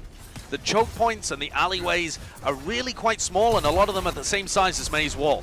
Wow, okay. The Mei War is going to be used defensively here to try and stop a bit of the damage, mitigate it if you will. And now we start to see Italy trying to take position. Now Tayo is chunked down to about half HP, forced backwards. Now we're going to see the initiation onto the point. They're split up with the Mei Wall evenly. Tayo brought down almost as quickly as they came out onto the point here. Italy with that one opening pick. Samurai's going to try and yoink them back with the halt, try and set up a great bit of space for his team. But it's not quite good enough. As you can see, Italy are so clean, so concise when it's coming to this Mei composition. that they're just able to just walk all over Japan. Very intelligent Mei wall usage coming out, and 10 is forced to go for plays because the only advantage that Japan has is his one-shot ability and his potential to turn fights and clutch. He tries to go for a play, again falls, again to Adnar as well. The backline for Italy has been playing really well, fending him off in a lot of these circumstances. Now, pay attention to the side that Italy are trying to basically engage from here, because the final point of Paris is not particularly fantastic when it comes to getting value out of Mei walls, but they're going to just do just that. 10 comes in from the side of a punch. That is beautiful. Cancels out the coalescence. You love to see it, ladies and gentlemen. These are the plays that we wanted to see coming out from Japan. The aggression just perfect for Japan, and a flank from 10 where nobody had seen him smacks into Italy's backline and removes them from the map. Still 5 minutes for Italy, still early days, but that's a nice start for Japan. They can play aggressive in these choke points, to the left and to the right. Try and find opportunities to go aggressive. But again, if they get caught by a Mei wall, it may be all over. We'll see what they can do, though. The Blizzard is online for Italy. They almost have a supercharge and they've worked their way onto the point. Japan forces to contest. The Mei wall comes out nice and early, but they don't get any value out of it. In fact, it's going to be Kenmo who picks up the first kill onto the Moira, and that has opened it well and truly up. Japan able to hold on to the defense, and they didn't even use a single ultimate. Yep, not one. Just bullied in the neutral fight there, honestly. Italy took an engagement straight through main. They hadn't flushed anybody out of the left or the right, and their Mei can find no value on the point because it's just a large open square. The Plaza doesn't have that many opportunities to go for Mei walls. And so even though they have a lot of ults available, they have to take control of either the right or the left and flush people out. Otherwise, they don't have the position to be able to win. Glad you pointed that one out, because it is not ideal pushing with a Mei into this final point. Look how open it is right now. They're going to try and push forward. 10 goes for a punch, but gets demolished. But he does manage to bring down Freyo again. Now we're going to see the soundbar used very early on. Flux as well coming out from Japan here, able to just try and edge this fight out as they take out the main tanks, but it's going to be a trade for them. Italy still in this fight. Lil Young is demolishing Japan right now, rolling over them with the Hellfire shotguns once again. Already 2 ticks online. Japan needs to contest this. Going to see 10 come down with a meteor strike, just trying to basically hold on to this point any way that he can. But Italy are far too strong, and it's already at 93.5%, and it's looking like it's going to be a little bit more just as they clear up the remnants of these players. Yeah, Teo went for an aggressive Death Blossom towards the end, and as players trickle in, Japan are desperate to try and take what time they can away from this point, but Italy have got all of the position. Their successful push throughout the right-hand side gave them all the positioning that they needed, and that advantage was just far too strong for Japan to be able to overcome. 2 minutes and 52 seconds. That is an incredibly strong showing from Italy. They rolled over Japan, honestly. They absolutely did, and I was surprised that they were able to get as much value as they did out of the Mei in that coming fight. But again, it's abusing the aggressive play style of 10, I think, is really what's sort of hurting Japan here. 10 has been the first death in both of the fights in which Italy won. And when you're playing defense in particular, you can't afford to be overly aggressive. You can't afford to take that many risks, because one death, especially on your Doomfist, means you don't have any clutch potential, you're down 5v6, and you probably are not going to win the fight. Now we'll see what comes out now as Japan are going to be on the defending side. And I should say, it's an interesting one. Ready for battle. Or the attacking side, I should say. Sorry, Yes. excuse me. Getting confused by the overlay. Perfectly Always. reasonable. We'll see now. I mean, this is a very good time by Italy. Paris is a It's map where you insanely often good. seen these times. It's one of those rare ones where often a second point capture can be quite rare. And the fact that they've managed it on quite a defended favored map honestly bodes very well. And remember, we are just one map away now from Japan being knocked out of the 2019 Overwatch World Cup. An unfortunate end, an unceremonious end, I would say, to a team that got a bye in the first round of the bracket. We'd be hoping for them to make a resurgence in this. And the first step is being able to take hold of point A. Looks like Italy...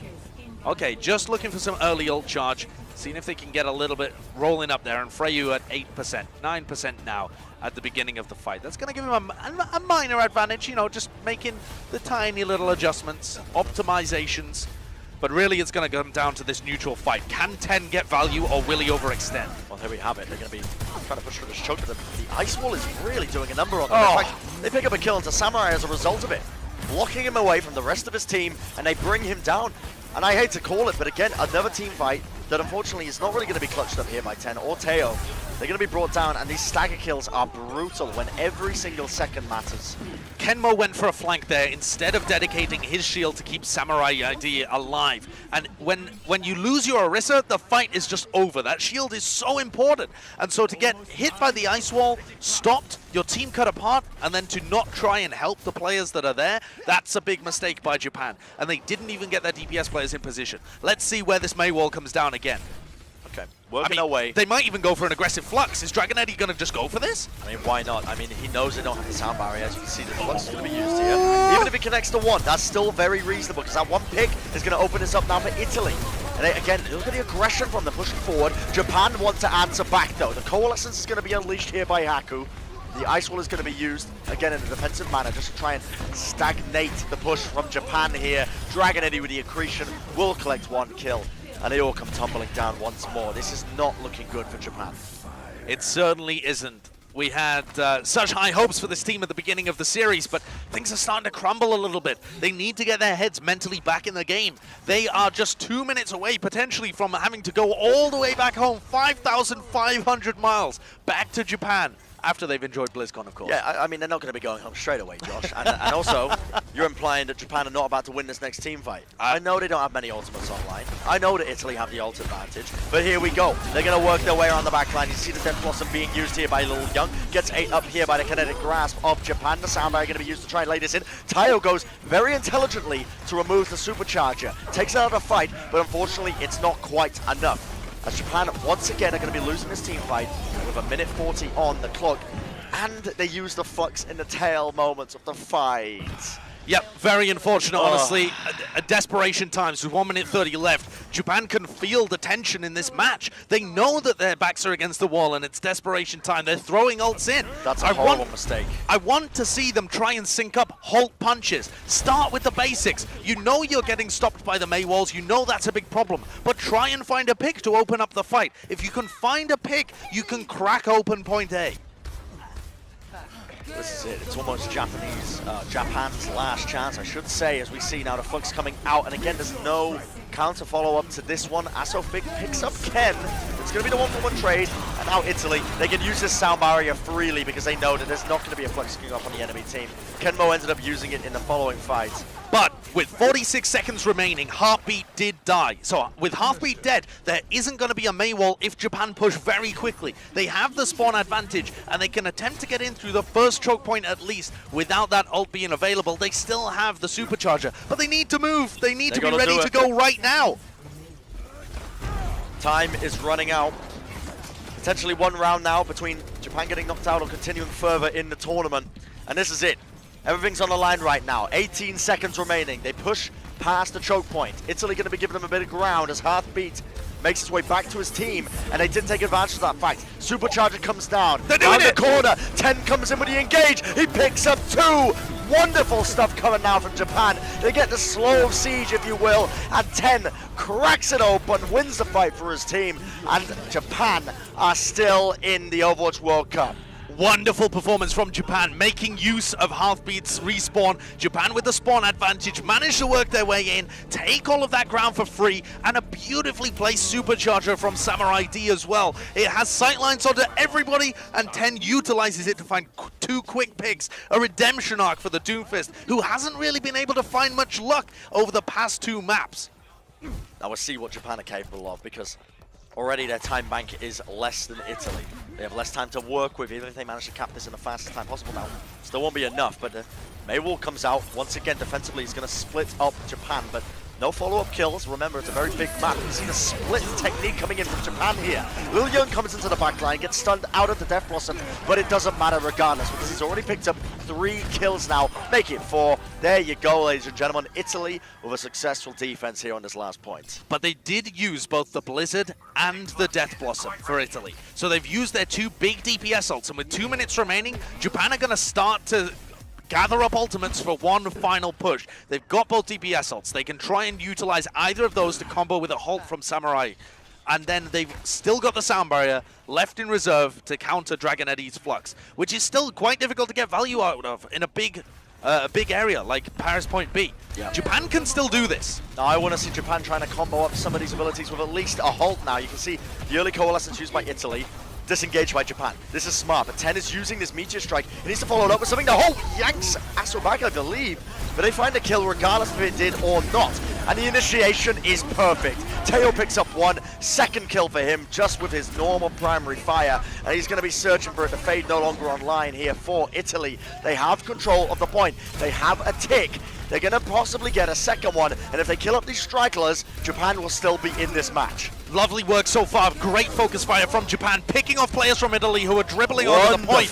Just over a minute remaining on the time There bank you go. as they clean up every last member and are still in the Overwatch World Cup for 2019. Japan just pulling it out when it mattered. They don't want to go down without a fight, and I appreciate that, and I love that. You know what I mean? You know what they say in Japan, Josh?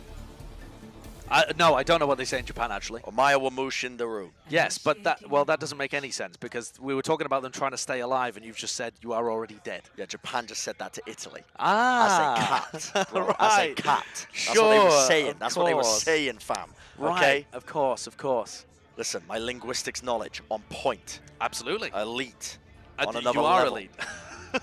Thank you. So Japan are going to be attacking first here. As always, the team with the lower time bank, the smaller amount of time available, is going to be the one on offense first. 1 minute and 6. It took them forever to be able to get through point A and to be able to get through the choke point. But if they're able to win this early initial neutral fight, Japan could go anywhere. Yeah, it all comes down to these initial team fights. I tell you though, time and time and time again, they are struggling with heartbeats on this Mei. He's been absolutely brutalizing them with these Mei. He has. He's been placing them defensively. The only aggressively. reason that they were able to win on point A previously is because they had killed Halfbeat and he was on the respawn and forced to give up that room. They absolutely have to bait out this Mei wall. They must know it's coming. They have to go aggressive and then immediately anticipate it and back off. If the Mei wall isn't baited out and it finds value, it's all over for Japan. This is it. One final push. 55 seconds on the clock here for Japan. Everything on the line. Their tournament life, if you will. There's a difference between going home 5,000 miles away, if you will. But a look at the aggressive engagement from Italy. They split off Kenmo. They bring him down. They freeze him up. 10 tries to initiate him with a kill. Good hold forwards.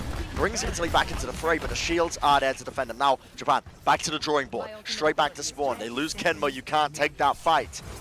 With only 25 seconds left, though, not only do they have to get a clean engage through this choke point, they then have to run it all the way to the point. This is a disaster zone for Japan. Their movement is going to be so predictable because they must touch the point within 15 seconds. Coming through the rotation, the Hulk comes around the ice wall as well. A little bit late, doesn't separate the majority of the team here. Still walking their way forward. 7 seconds remaining. The coalition's now unleashed by Japan. 10 trying to clutch this one, has to back off. Falls very, very low. The point now has been touched, and the overtime wick will be burning down here, but Asso with the pick onto 10 means there's no more initiation. Haku with a last-ditch desperation play is going to fade his way into the back line, but the Blizzard will prevent them from even contesting this point, and Italy will defend this point.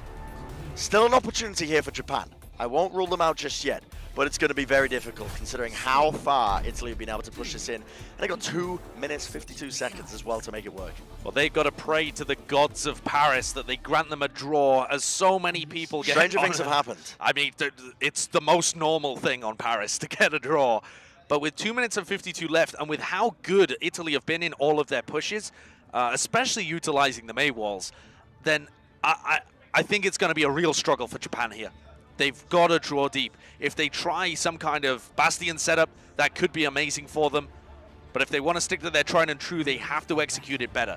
Previously, Italy played slow with the Mei, managed to rotate around them, and then when 10 went aggressive, they killed it. I'm so curious as to why Japan aren't attempting any sort of Bastion compositions here on Paris, because especially in these final moments, often you need these little sparks of brilliance from changing, from switching one thing up. The neutral game has not worked with the Reaper Doomfist.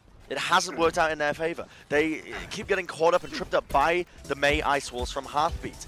This has been a real issue for them. Yep, so the story of this entire match is that Japan have just struggled against the Mei, and we'll see it again here. 10 needs to get value before Heartbeat is in position. But this choke point still isn't easy to get through even for Italy. They have the Mei wall to be able to wall off a lot of the spam and allow them to get into the right-hand side from their perspective easily. But once they try and rotate around, that's where the Doomfist has to be felt. Well, here we go to Symmetron to the point. 1 tick is all that stands between Japan being knocked out. An early pick from Kenmo, make it 2. Will definitely assist Japan in keeping them still in this fight, still in this tournament. Fantastic read. I would say, yes, a wonderful read from Japan. You could not ask for anything better if you are Team Japan and you're on the defense. Oh, what's that? You want to use a cheese strat and feed me a bunch of ultimates so that I have the momentum in the next couple of fights and control the map? Oh, thank you, Italy. Japan are running all the way to the bank with these ults, Yep. starting to generate them, and that could really come in handy because with Lil Young moving over to the Reaper, this next fight is going to be a little slow. I thought it was going to be slower. Japan have just jumped right in. Aggressive. They're trying to take them on by surprise, if you will. Italy, this team has been so good at disengaging, and it's actually worked out. The aggression has paid off in dividends. They've already picked up all the necessary kills. The ultimates are building, and Italy are left dumbfounded. They have a minute 30 on the clock to try and work with here. Yes, they have a coalescence. Yeah, But Japan have more. Yeah, Japan have almost everything they need to be able to take this fight. And once you tick down another minute on the clock, it's so difficult to be able to get that final tick. Japan have figured it out. They can't play slow because they just don't have the discipline, but if they play aggressive and force Italy to play to their tune, that's where they start to get the value. Rotation around the right-hand side here and Coalescence used early Holy on. moly! Haku's positioning here with his coalescence is absolutely absurd. He's playing from Argentina. Look at this, the Flux comes out now from Japan as Kenmo runs them down, sinking it up with the meteor strike, and that'll be 4. Quick, make it 5. You know, just making me eat my words all over the place. 10, solid bloke, you know? Yes, fantastic performance, though. That's exactly what This we is what he needed from 10. needs. The aggression, the Doomfist picks, these were all missing the rest of the series. We saw glimpses of it, perhaps, on Li Jiang, but apart from that, where has this way. 10 been? Is he going for the bumper special? Are you kidding me? I've never seen Bumper play Reaper, to be fair. I have. Actually, it's one of his staples. Mateo is not going to be finding them rotating into him. They're going to be... Samurai so weak! They've yoinked them forward, Mateo! My word with the Death Blossom. He cleans them up. 2 kills for them. 20 seconds remaining now. A 20-player kill streak for Teo. What a turnaround for Japan. This is absurd. This is unbelievable stuff. Italy still have so many ultimates, but when they have to touch a point within 10 seconds. I don't even know Can how they they're going to even be able do to do it. Adnar's got to be doing some funky rollout to be able to No even one's get on in Wrecking position. Ball. No one is on Wrecking Ball. They have to try and int onto the point. The Flux is used early on. They managed to touch it, but the Fade is used. The Speed Boost is used, and that frees up Teo to get all sorts of kills as Japan are just absolutely demolishing this team fight. The overtime is burning, but Japan do not care. They don't care if your week's burning because they're going to beat it out of you, and they will claim the draw, keeping their tournament life still alive. Japan is still in it, Josh. I don't believe what I've just witnessed. What an incredible showing by Japan just when it mattered. Insane. They make the necessary adaptations, and that's exactly what you want to see from a team Wow. like that. They looked so mentally out of it in the regular time of Paris. They wait for additional time. They turn up the tempo. 10 plays like an absolute beast. That's and they great. save themselves. Unbelievable. And that kind of aggression, you know, when you corner a caged animal, that's often when they get the most dangerous. And, you know, we've often said Japan, you know, you don't want to corner Japan because of the aggressive players they've got. You never know when they might just come out swinging. They're going to go Super Saiyan. They're going to obliterate you.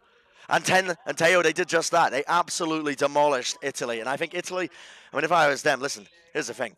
Italy, is it still safe to say that they're the underdogs in this match? I don't think so. No. Italy have proved that they are the stronger team here.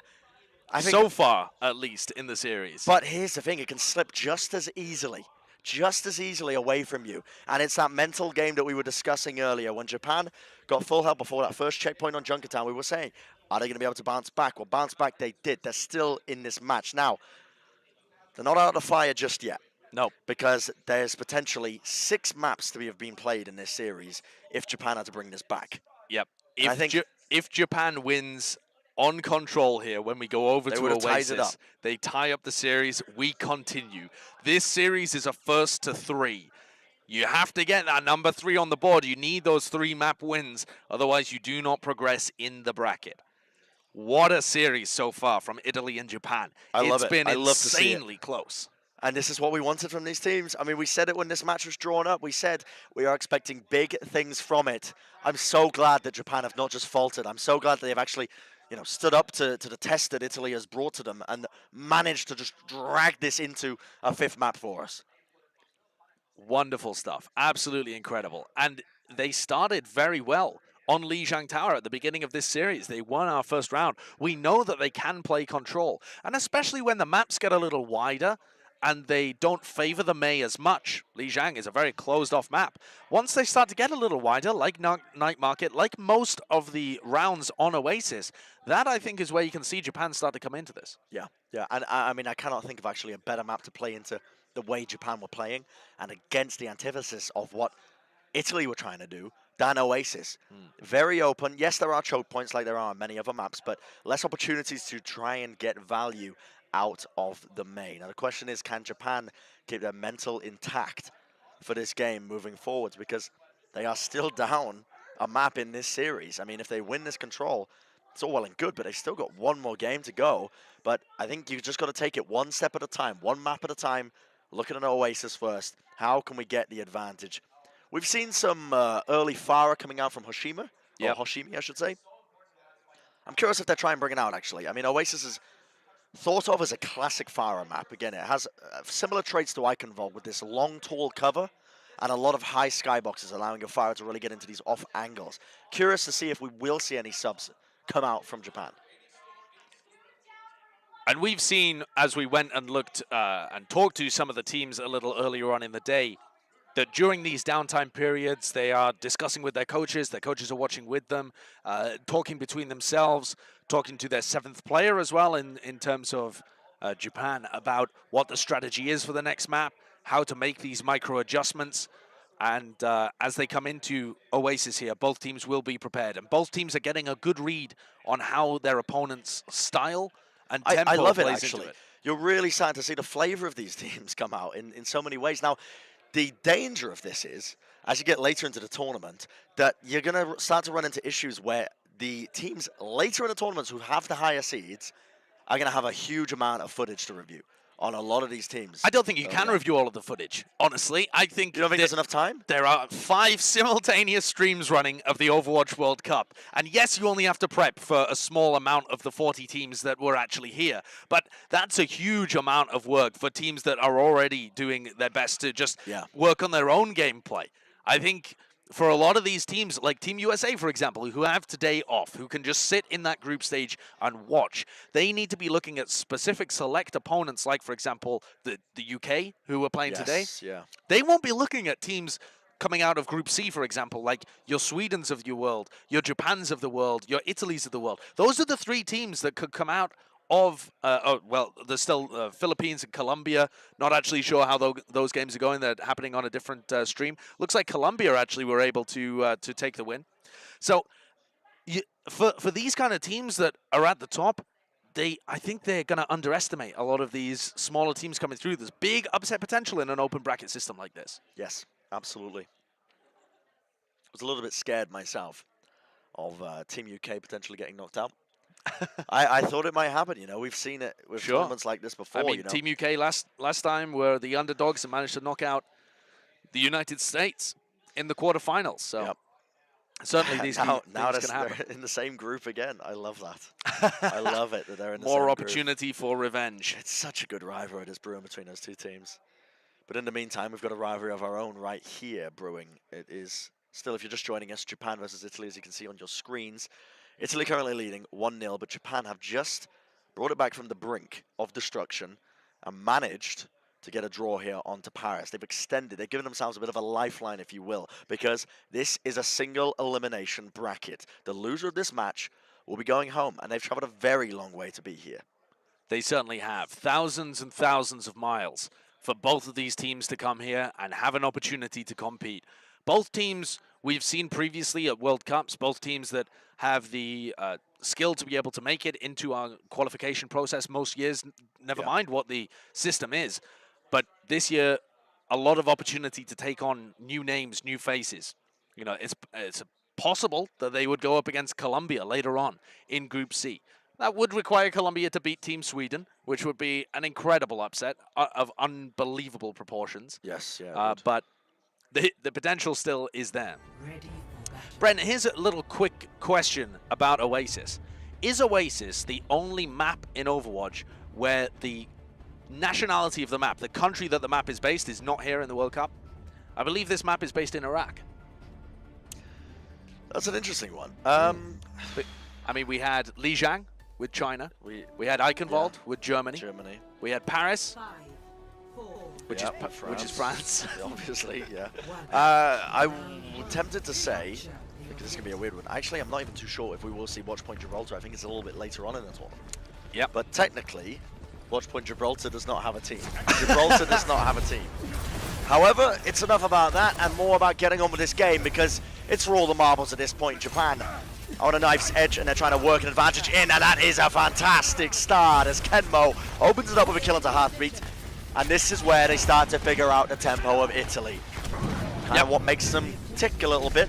Italy's still trying to keep themselves in this game, as Dragon Eddy collects a kill onto 10, being a bit overly aggressive once more. But enough that Japan can slam into uppercut engage from 10, which allowed him to apply a lot of CC onto everybody else on Italy, held them in place so that damage could rain in from multiple directions, and Japan get a wonderful little engage. We have seen the halts comboed less and less as the series goes on, and the game gets more and more chaotic. But Japan are turning up the heat again. Coalescence gets used here by Haku, and that's enough damage, enough sustain for his team to take advantage of that one. And, oh my word, I didn't even see that one, but Italy ended up using the Coalescence as well. Yep. Not what you want to see, really. That trade did not get them the value they were looking for when it comes to using those ultimates. True, yes, but you have to pop the Coalescence to have any chance of winning that fight, and it just resets with Haku as well. So, not too bad for them. The major issue that I see is that Japan are racking up to all of their other ultimates, including the Supercharger. So they can just keep playing aggressive, and if they cycle their ults correctly, they can get this to like 70%. Oh, 10 initiates into the backline. Meteor Strike used as a bit of a get-out-of-free-jail card. That's not quite enough, though, as well. The accretion, the hold, pulls him back, brings him down, and Italy have 2 openings to work with. Lil Young with the Death Blossom, if he needs it. I don't think he does. He's just going to be able to primary fire his way to victory here, as it will be Italy retaking this point, but not before Japan have earned quite a sizable chunk of the percentage on this first round of Oasis. Well, 10 went in, and he tried to get something done. Meteor striked out and was looking for the halt to come in. It just didn't connect. The halt kind of missed a little bit, and then Dragon Eddy knew exactly what was happening. He charged up the rock as he saw the halt come in. It was way too predictable and got a lovely accretion onto 10. Stunned him up and got that pick. Now it's Italy in control. And both Superchargers and Gravitic Fluxes and Sound Barriers available. So expect this one to get crazy. Anyone's game at this point, but 10 gets a nice little pick down to Lil Young. That could set things up very wonderfully. The Supercharger gets prioritized there by Fryu as he brings it down. That means no more damage boost advantage for them. Healing Orb as well, keeping up the rest of his team. It looks like this fight is going to be going Italy's way. Now the Kinetic Grass will give Kenmo a little bit of shield. Well, 10 wants to try and initiate this fight back in. Yeah, the DPS just weren't alive for Team Italy. And so even though you had both tanks and both supports available, holy moly, and a numbers advantage, it's 10 who's uncontested with the Sigma shield from Kenmo and goes wild. 10 and Teo just pushing them back into a corner and securing pick after pick. 75% on the first round of Oasis. And 10 got the pick onto Adna, which means they didn't have a sound barrier. I mean, in this scenario, I don't think they wanted to utilize it anyway because Kenmo is working with this flux. You kind of want to save it for that, just to have something to offset it, if you will. Definitely. But we're moving in now, and Italy have to push in to this fight. They're going to be taking a long approach all the way around, but the flux comes out early. That's going to be Adna. Adna has to use the sound barrier to try and keep his team back into this Meteor Strike. Oh, both Meteor Strikes have been used Comes as straight well. in here. Great kill into Lil Young, but Asso immediately responds back with an equal trade as 10 will fall here. Now Isatayo goes into the backline. Death Blossom, no value, as Heartbeat just moves all the way back behind him, but he still falls in the end. Italy losing players left, right, and center as Japan look to press the advantage moving forward. The aggressive teleport straight into the back line. The sound barrier as well means that this is looking like more and more it is going to be going Japan's way, Josh. Yeah, really nice control of the ultimates and a clutch play coming out from 10 in the previous fight. Sets Japan up for a very nice first round on Oasis. I don't believe it. The garden stage is theirs, and they are so close to getting this series back even. 1 round away. 1 round, that's all Japan need, and they are going to even up against Italy. Bringing it back from the brink. I cannot stress enough how impressive it is if they manage to do this and bring it to a 6 map in this series. Yeah, Japan looked almost mentally out of it once we got to Junkertown. They absolutely got steamrolled on the escort map. But they held in the grit and determination coming out from these players. These guys only really get 1 chance a year to perform on the big stage. Yeah. Their players, although they've made forward moves in the Overwatch contenders scene, and they're starting to get picked up and recognized across the world, it's mainly the World Cup performances that dictate these players' careers. And Japan want to stay here and keep competing. Japan going to have that early space advantage. They use the Symmetra teleport to try and get a bit of an edge over the opponents. Italy not opting into it, but still the high ground now gained by Japan. We'll see what they opt to do here, because Italy have at least a bit of control of the point, but the trouble is this control point is so massive it's hard to really contest this one. Huge amounts of damage being pumped in him from Teo as well onto the high ground. And that means that Lil Young has to drop off, so an opportunity for Japan to force the tempo of this fight. Well, here we go. Look at this. Classic straight into them, and Heartbeat falls. Great punch from 10. This is what he's known for. The seismic slam into the uppercut, into the punch. There's too much damage to work with in Japan. Oh, they're looking monstrous right now. They really are. Once it comes to this Doomfist Reaper mirror, Japan have just got the advantage. They are really struggling with the Mei on a bunch of different maps, but when it just comes down to this, the mirror, the meta mirror, 10 is having all the space to be able to work with and getting huge value out of his Doomfist. Yeah, this is the antithesis of Heartbeat. I mean, when he's on this Doomfist, he's not getting the same value as he is out of the Mei, but here we have it. Coalescence traded by both these teams at the same time. No advantage going to be had by both of them. A lot of sustain coming out here, and we see 10 trying to set up the Meteor Strike. Holt, a little bit off the mark, but he's still finds a kill to Heartbeat regardless. The Seismic Slam, the quick 180. Not quite enough to punch. So aggressive by 10, but he knows his team is backing him up. So aggressive! Is working his way all the way into the backline. 10. What are you doing, 10? I don't even know. He's overexcited, you know. But these are the mistakes that can really make a series just slip out of your grasp. But it does make it fun. It does make it fun. It does make it fun. He was trying to spawn camp them there. I mean, there's aggressive and then there's inting. Just straight up feeding it, running it down mid. That's what 10 did there. And that means that they have to back off. They have to back off. Huge flux ability here, though. Flux comes out. It's going to connect onto 1 or 2 players. No sound barrier from Adna. The damage is done, and that is going to be enough to bring down Heartbeat here. Damage mitigation. Coalescence now being utilized by Japan to try and take this team fight. The Death Blossom coming out from Lil Young, but he's not able to get any kills. In fact, the ultimates are just too powerful, but Italy have an opportunity to come straight back into this one. Dragon Eddy's Flux has cracked it open as Zerafi ends up falling. No more sound barrier, no more speed boost, I should say, to engage around these corners. Teo went for a flank instead of helping his Orisa, and Lil Young just runs him over. They still have the supercharger up though, Josh. It just about fades only now, but it's enough damage for them to get some action done on the point. And Lil Young, he's 22 HP. They're still contesting this point. Italy need to turn this. It's 95%. Japan could get right back in this series if they just win this fight. It's overtime already, and Italy have barely even fought. Oh, Heartbeat, the Seismic Slam will bring down Teo as well as he was finding himself in the background. Now 10's going to be using this Meteor Strike, trying to just connect it with anyone. Uppercut into the punch, not enough damage, and it will be Italy claiming enough kills now that they should be able to flip this point back in their favor. Finally stabilized, and a victory for Italy, but they are struggling here. They have all the ults, they can start pushing things forward, but Japan only need 1 fight. If they are able to execute or find a couple of picks from 10, they should be able to lock up this round and go towards a win. This is going to be tough now for Italy. They need clean wins in these next couple of team fights without using too many ultimates. Yeah, well, here's the thing. Italy, they have this Flux available to them. Dragon Eddy has been so good with them, but they're going to opt instead to use an early Supercharger and the Flux on top. Remember, there's no damage mitigation to try and stop this one. Oh, Kinetic Flux does a lot of damage. This is wonderful. That's all over the play by Japan. Sure, but all over the place from Italy. Really early bongo means that they just get no value out of it whatsoever. And even though there's 2 people, both of the tanks caught in the Gravitic Flux, again, no follow-up.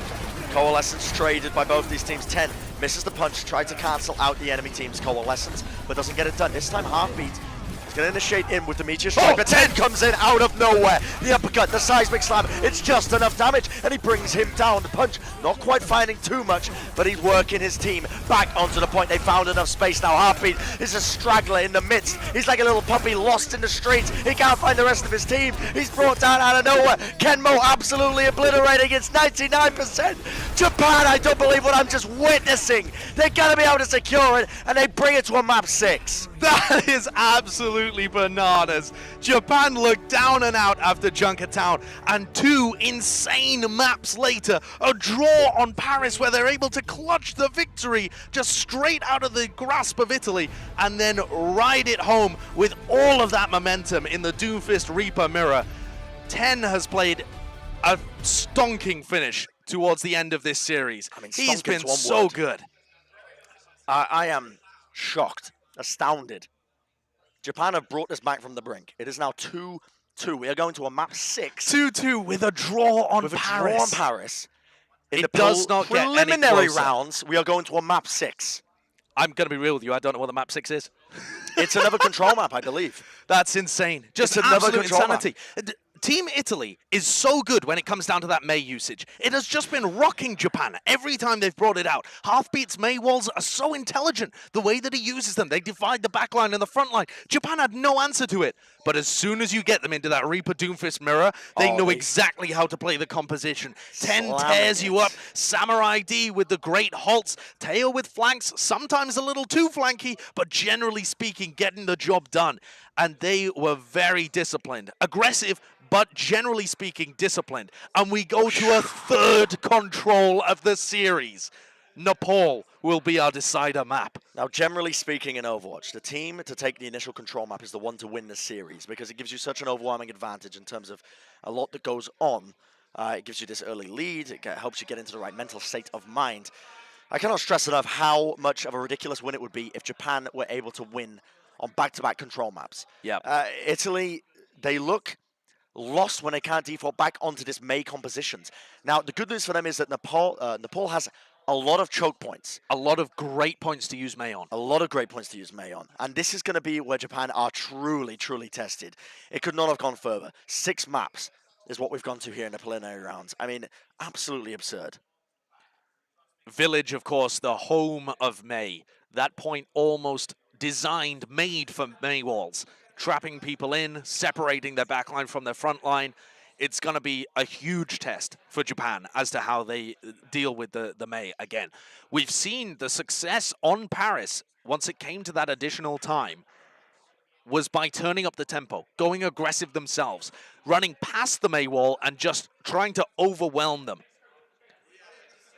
But can they do it twice? That's the question, right? Can they do it twice in a row? I hope we've sold it to you, the audience at home, as how much of a ridiculous win it would be if Japan ended up taking this match here. And remember as well, I've got to stress it.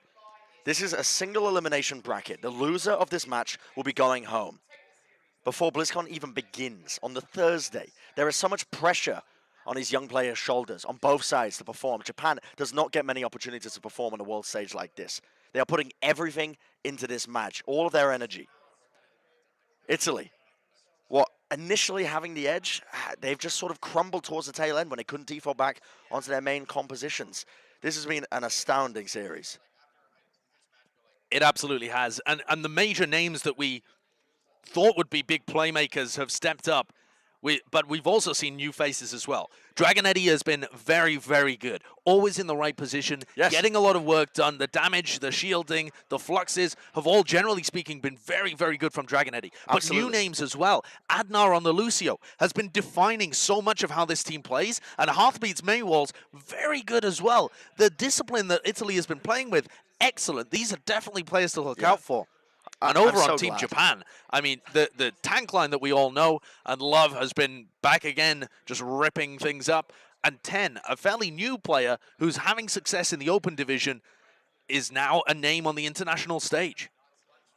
Yeah, Italy, I feel like we haven't particularly been giving enough credit to those players, so I'm glad you pointed them out. Adnar, with his Lucio. As you said, it's been defining for Italy in a lot of these fights. The disengages, when they were going up against India earlier today, the disengage is what made and break that match a lot of the time. It's his Lucio play that has sealed the deal. And Dragon Eddie, of course, as well. I mean, this guy is looked up to, I imagine, in Italy as a leadership figure, as a veteran presence, the guy who has had a lot of competitive experience. Yep. Also, a shout out to the coach of Team Italy as well, Joint, who was part of the coaching staff for Team India as well. Weirdly, we discussed that in our first game, but also coaches a team called Warriors, which is a top New Zealand team. New Zealand did incredibly well so far as well, nearly knocked out their hometown rivals Australia too.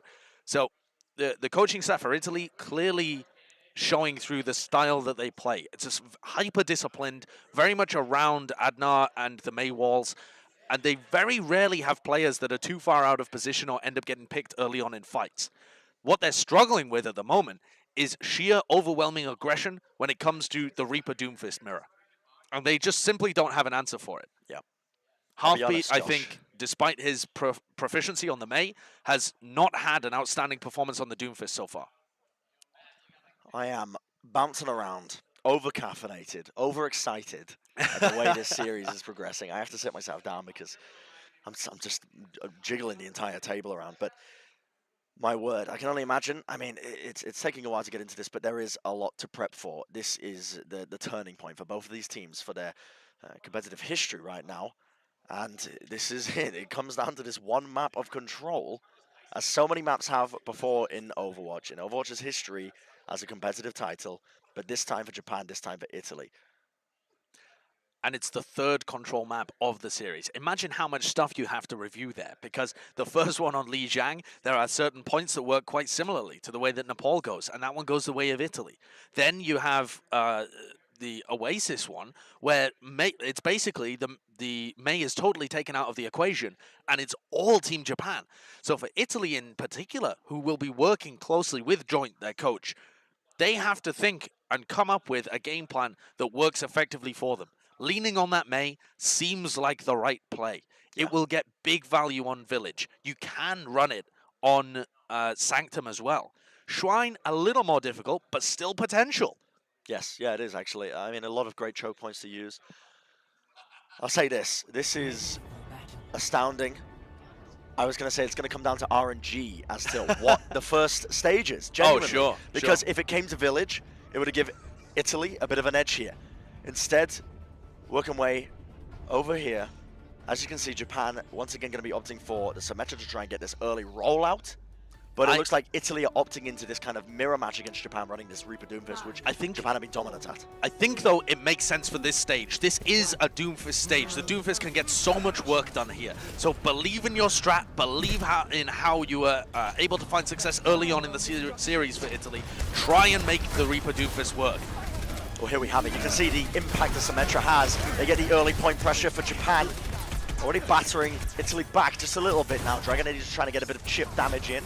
Primary fire of Sigma. The shield comes in from the side, trying to take the off angles. The accretion comes into the backline, does connect. So much damage being piled into Samurai D here. His fortifies are missing slightly, and he has been punched and rocked a couple of times. In comes a halt as well, and a lot of damage on the Team Japan. Coalescence comes out, though, early from Italy, but it's going to be a better one from Haku as he ends up popping it off. The team, the sustain is there, and 10 makes good usage of it with the help of his tank. Kills coming in abound. Another great accretion from Dragon Eddie, but not enough to try and help them out with this one. And look at this, the stagger kills are going to be excellent. Japan in control of the point. It's interesting how good the micro disengages are from Japan in the Reaper Doomfist mirror. They know how to play the spacing of this composition. They don't play too far forward so that the Reaper of Lil Young can actually get value. They sit a little further back. This is the perfect distance to play Reaper Doomfist mirrors, but it totally messes them up when the Mei is involved. Now we see 10 has the meteor strike. He's going to be going for an aggressive engage because he knows he can use it just like this. Trying to disengage, but Heartbeat is one step ahead. The halt, though, great plays coming out from Japan right now. Punch from 10, just about going to miss, but he ends up following it up regardless. The support line decimated. Adna still alive, able to clutch up a little kill here onto Kenmo. But for how much longer, as the Coalescence will be used by Japan. Maybe unnecessary there, just to clean up and win that team fight. When it's when it's at this kind of level, the Dragon Eddy kill is so bad, honestly, that's because a huge stagger. that's an enormous stagger that's going to allow Haku to start getting up to his ultimates, and Kenmo as well. There'll be a lot of damage coming in here from Japan. But generally speaking, when things get this tense, you see teams tend to throw in more ultimates. They just want to make sure that they have secured the point. And now the ult economy has flipped massively in favor of Italy.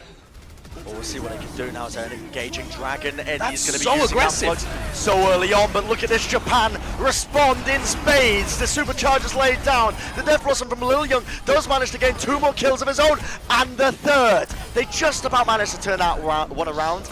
I'll be honest with you, Josh. So many flashing colors, so many lights. It looked like it was going Japan's way. Well, Japan managed to find the early pick, but what they had done is put Lil Young in a very aggressive far back area where he went on a long flank, and the timing was perfect. It synced up with the supercharger from Asso, found 2 picks early on, and then another 2 afterwards. A 4K from Lil Young completely secures the team fight win and starts ticking them up on the point. Japan to answer. Japan, and they have an advantage when it comes to the coalescence. They've got it if they want to engage with it. Heartbeat, look at him in the backline. He's going to try and engage with a punch. Oh my word, he cancels the coalescence. The one thing they needed to do in that fight, and Heartbeat finds it. Wonderful play by the Doomfist player from Italy. We wanted him to step up, and he's doing it in the final map of the series. Asso takes down Samurai D, and Japan is still fighting this, despite the fact they had their Moira down. There was no chance there, but just a quick reset. They force out the coalescence. Not all bad for Japan. Italy, very clean with a lot of this engaging, and Heartbeat, I gotta give this guy credit. I mean, cancelling the coalescence in that scenario. Making the play Beautiful. exactly when it was needed. Not gonna lie, Haku just got caught with an accretion straight up into the air. I just spotted that. That's amazing.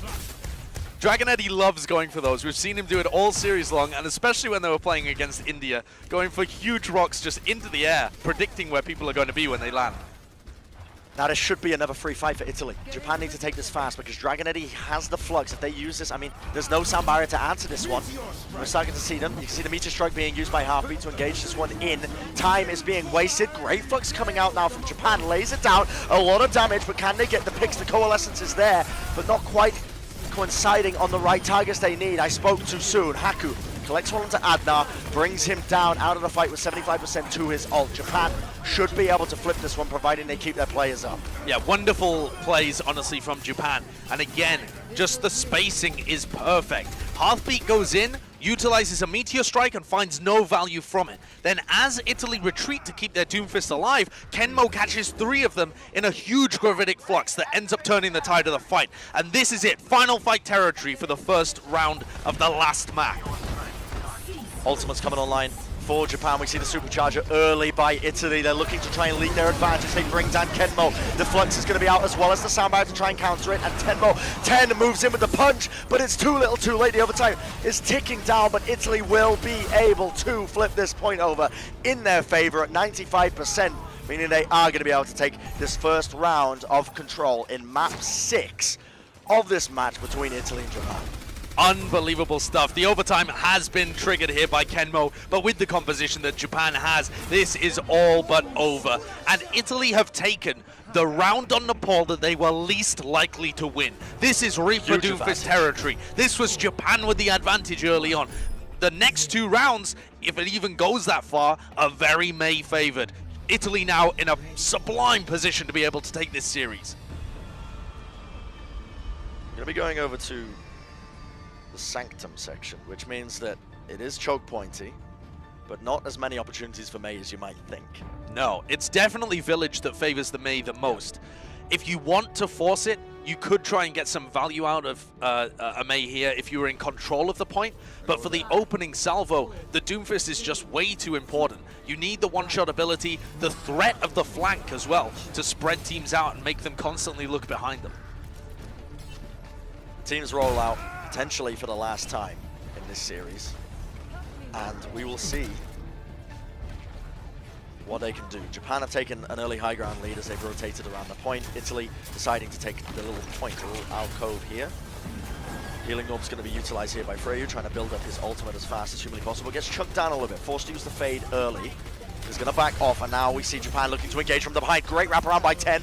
Knocks him up into the air with the uppercut. Great punch onto Adnar as well. Falling very low, but his team is keeping him up, and he goes for another punch in the meantime. Uppercut straight into the seismic slam, staying alive, and the damage he's pumping in is just far too potent. Italy are going to have to reset this one, take it back. But once again, Japan take the initial round of this control. Very tense moments here. Japan with a really nicely executed flank from 10. Whips around behind, and in the neutral engagements, Japan have had the better end of it most of the time in the Reaper Doomfist mirror. But Italy are so disciplined in how they utilize these ultimates that there always seems to be a way back into it for them. They're going to push here, probably with Coalescence for both teams. Italy going for the wraparound, and they catch 10 out of position. Not what you want to see if you're a fan of Japan right now, but if you're a fan of Italy, you definitely want to see that one. Coalescence is traded out. In the end, it's going to be sustained for both sides. Teo manages to even out the scoreline with that opening pick, but now the sound buyers are going to be committed here by Japan. They want to try and win this fight, and if they don't, it'll be disastrous. The punch from Heartbeat is just about going to miss, but he finds the kill regardless. Seismic slam into them, knocks a few of the players up. 10 smashed against the floor, turned into mincemeat, and Italy will turn this fight around, but not before Japan claim around 50% of the control point. We've occasionally been praising Japan's loose, aggressive style, but 10's first death there, and then their use of the sound barrier may be what ends up hurting them in the long run. They do take it up to 50%. They never lost control of the point, so all of that time, they're still accruing percentage points, which isn't so bad. But now they don't have a sound barrier available for this Flux, and I don't see a way in which they win this against Dragon Eddie's Gravitic Flux. This is just going to be huge. It's going to be a one fight. You see Dragon Eddie is taking his time before he wants to use this. He knows it's going to be a tight win. Flux comes out, connects onto a couple of players here. Kenmo falls as well. Samurai cannot get down a shield. The Meteor Strike used by 10 to try and get any sort of value out of this team fight. He does force a couple of ultimates, but it will be Italy taking this team fight once again. And that's because Zerafi used his sound barrier in the previous fight to try and clutch. There wasn't much potential for it. I can see why you want to go for it, especially when you're in control of the point. But now we've got a situation where Italy, they only had to use 2 ultimates to be able to take, or rather retain, control of Sanctum. Japan on offense here, and they've got their own Flux to work with. Adnar is taking a long time to build these ults. Long rotation by Japan. Bit undecisive. They don't really know which direction they want to take this in. Instead, going on to the point. They actually spot Little Young just holding into the back there. Group attempt comes out, but Teo manages to find himself back onto the point. The Dead Blossom, is it enough damage? Not quite, the team is there, but the left clicks will definitely do it as he brings down one, but it looks like Italy come out on top once again, perfectly kiting Japan. Japan back into them, accepting the blow and working around them and crushing them. Yep, Italy is a very understanding team in how positioning can win you team and fights. This is it. They just allow the tank line to get sucked in and collapse on them from behind, and they are 10% away from going forwards in our bracket. So close, yet so far right now for Japan. One opportunity to do this now, and it comes down to this next team fight. They touch the point. Samurai gonna lay down the shield, gets a good positioning onto it. The Wrecking Ball comes out by Kenmo. Teo gets an opening pick onto Heartbeat. It forces the sound barrier out from Italy, but it's not particularly good. 10 and Teo end up clutching just when it matters. They find the picks they need. Japan still in this game. How do they always pull it out when it's required? Team Japan managed to flip the point at 99% against a sound barrier when they had Kenmo on Wrecking Ball. When the odds are stacked against them, it seems like Teo and 10 play twice as good as usual. Shouldn't have been able to do that against Italy. I'll be real with you. The Wrecking Ball is not ideal. You lose in the neutral game now. And Italy are going to be engaging once again. They have to turn up the speed. When they have the Wrecking Ball, they have to turn up the speed, get big slams, and trying to rely on Teo and 10 to clutch. That's the win condition. Kenmo gets the adaptive shields off. He's going to heal up. Knocks him into the low ground here. The Flux comes out from Italy's. Nice sound bar is going to keep them alive. And Teo finds the opening pick. Finds a second one. Can he find any more? The Death Blossom gets castled by the accretion of Dragon Eddie. But Kenmo with the knockoffs will find the picks. And it's an instant reset from Italy. But I think it might be too late. 8% and counting. Asso's forced to switch onto the Wrecking Ball. He gets halted away and killed by Teo. Nobody can touch. Nobody can touch the point here. Somebody gets on. Lil Young into the backline, uses the Death Blossom to try and clutch this one out. Falls very, very low, but he's not dead yet. Trying to keep his hopes alive. Italy now. Freya with the coalescence manages to get the pick onto 10 once again. Kenmora almost with the mines. So close, 1%. Pops him up onto the point. He's going to be getting that zone denial, and he picks up 2 kills. Kenmo! Absolutely ridiculous, and Japan are still in this match. That is phenomenal! Unbelievable plays That's from Japan. ridiculous. They pull it back from the brink over and over and over in this series. Junkertown, they got ruined, but smacked back immediately What am on I Paris. What Then am I watching? The next control map goes the way of Japan, and this one, the Reaper Doom Mirror, we favored them. They looked like they were going to lose both times, and they bring it to a third. And this is really rare. It all comes down matters. to It all this. comes down to this. There could not be a better way to solve this series than to have Japan running Reaper Doomfist and Italy running May Reaper on a point like this. Can Japan work around Heartbeat's May walls? I don't know. I really don't know. But this is what it comes down to. The one thing that's stuck with Japan, that's caused them so many issues, is Heartbeat's May. This pick, and we could not have gone to the best map for it right now. We're on the village section of Nepal. It is May's home ground. I'm not just saying that because of the snow decor. Kenmo goes for the accretion, doesn't quite find any value. The high ground once again being prioritized by Japan. The shield's going to come laid down. Look at the aggression by Italy moving into the background. Oh, and but they found a pick! Great pick down to Freyo, but is it enough? They're being frozen up, out of control right now. Still anyone's game, but it looks like Italy have the early lead. And with those 3 picks, they will be out to claim this initial point. They are so good at being able to work around this May. They turn up the tempo, their target prioritization is excellent, and despite the fact they lose their Moira at the beginning, Lil Young and Heartbeat working together on the May Reaper, isolate targets and finish them off. Italy are looking good to be able to take this series in the final round of the 6th map. But this is it now, Japan going for a speedy re-engage. Look at the death roll, I should say. Teleport coming into the backline there by Teo, but he ray forms away. Huge nice uppercut. seismic slam into the uppercut, gets frozen up, but his team is there to defend. Now we see the speed boost being used by Italy to disengage this one. Gives an opening for them. Dragon Eddy goes down, the holds as well, push back. 10 now going to be using a Meteor Strike. Let's see if he can get any value out of it.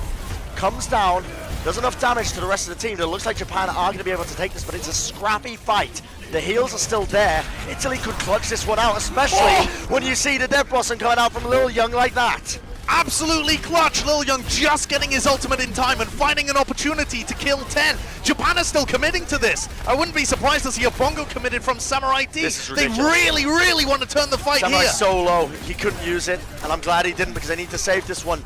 At this point, it's a lost cause. They still want to try and fight this one. They're going in here, trying to force out ults. They get the Blizzard out. 10 comes in with a pick onto Adnan in the back, but he's brought down just as quickly as Adnan is. Now, Was it worth? Was it worth it? 20 seconds of fighting and 20 seconds of capture time for Italy to force out a Blizzard. Maybe. That's what Japan did, though. They'll have to live with that decision. and this is it, it all comes down, all the marbles, 80% for Italy. They are so close to knocking Japan out of this competition. They are so close to moving forward in the preliminary rounds. The punch comes out early. There's no sound barrier to stop it. They all come falling down. They have to commit the odds, but I think it is done and dusted. Italy have the advantage in almost every single metric, 96% and counting. Ladies and gentlemen, Italy have bested Japan, and they will be moving forward in the preliminary rounds of the 2019 Overwatch World Cup. Huge plays by Italy towards the end there. Dragon Eddy, who we all know from previous years of the World Cup, lands a 4-man flux, and Zorafi dies at 99% of his sound barrier. Brutal. The tiniest little difference Brutal. separating these two teams in the end. And Japan, despite an insane performance and an incredible match, will be going home. Now, we said that that was going to be a good match. We did say that. We were expecting it at least, but I was not expecting that. And Japan, I mean, they fought hard. And they brought it to the brink against Italy, but they could not conquer the May, the discipline from Italy, being able to work around the Lucio speed boost, being able to work around the May ice walls, and it ended up beating them, besting them as we went to that final section of Nepal Village. Now, that was just the second match that we've casted today. Now, we have 3 more, and I don't know if my voice will hold out, because that was just an absurd series, just in every single metric. But with that being said, we're going to take a short break. The next match I believe that me and Sideshow will be commentating will be Singapore versus South Africa. Take a short break. We'll be right back with even more Overwatch World Cup 2019 action. See you then.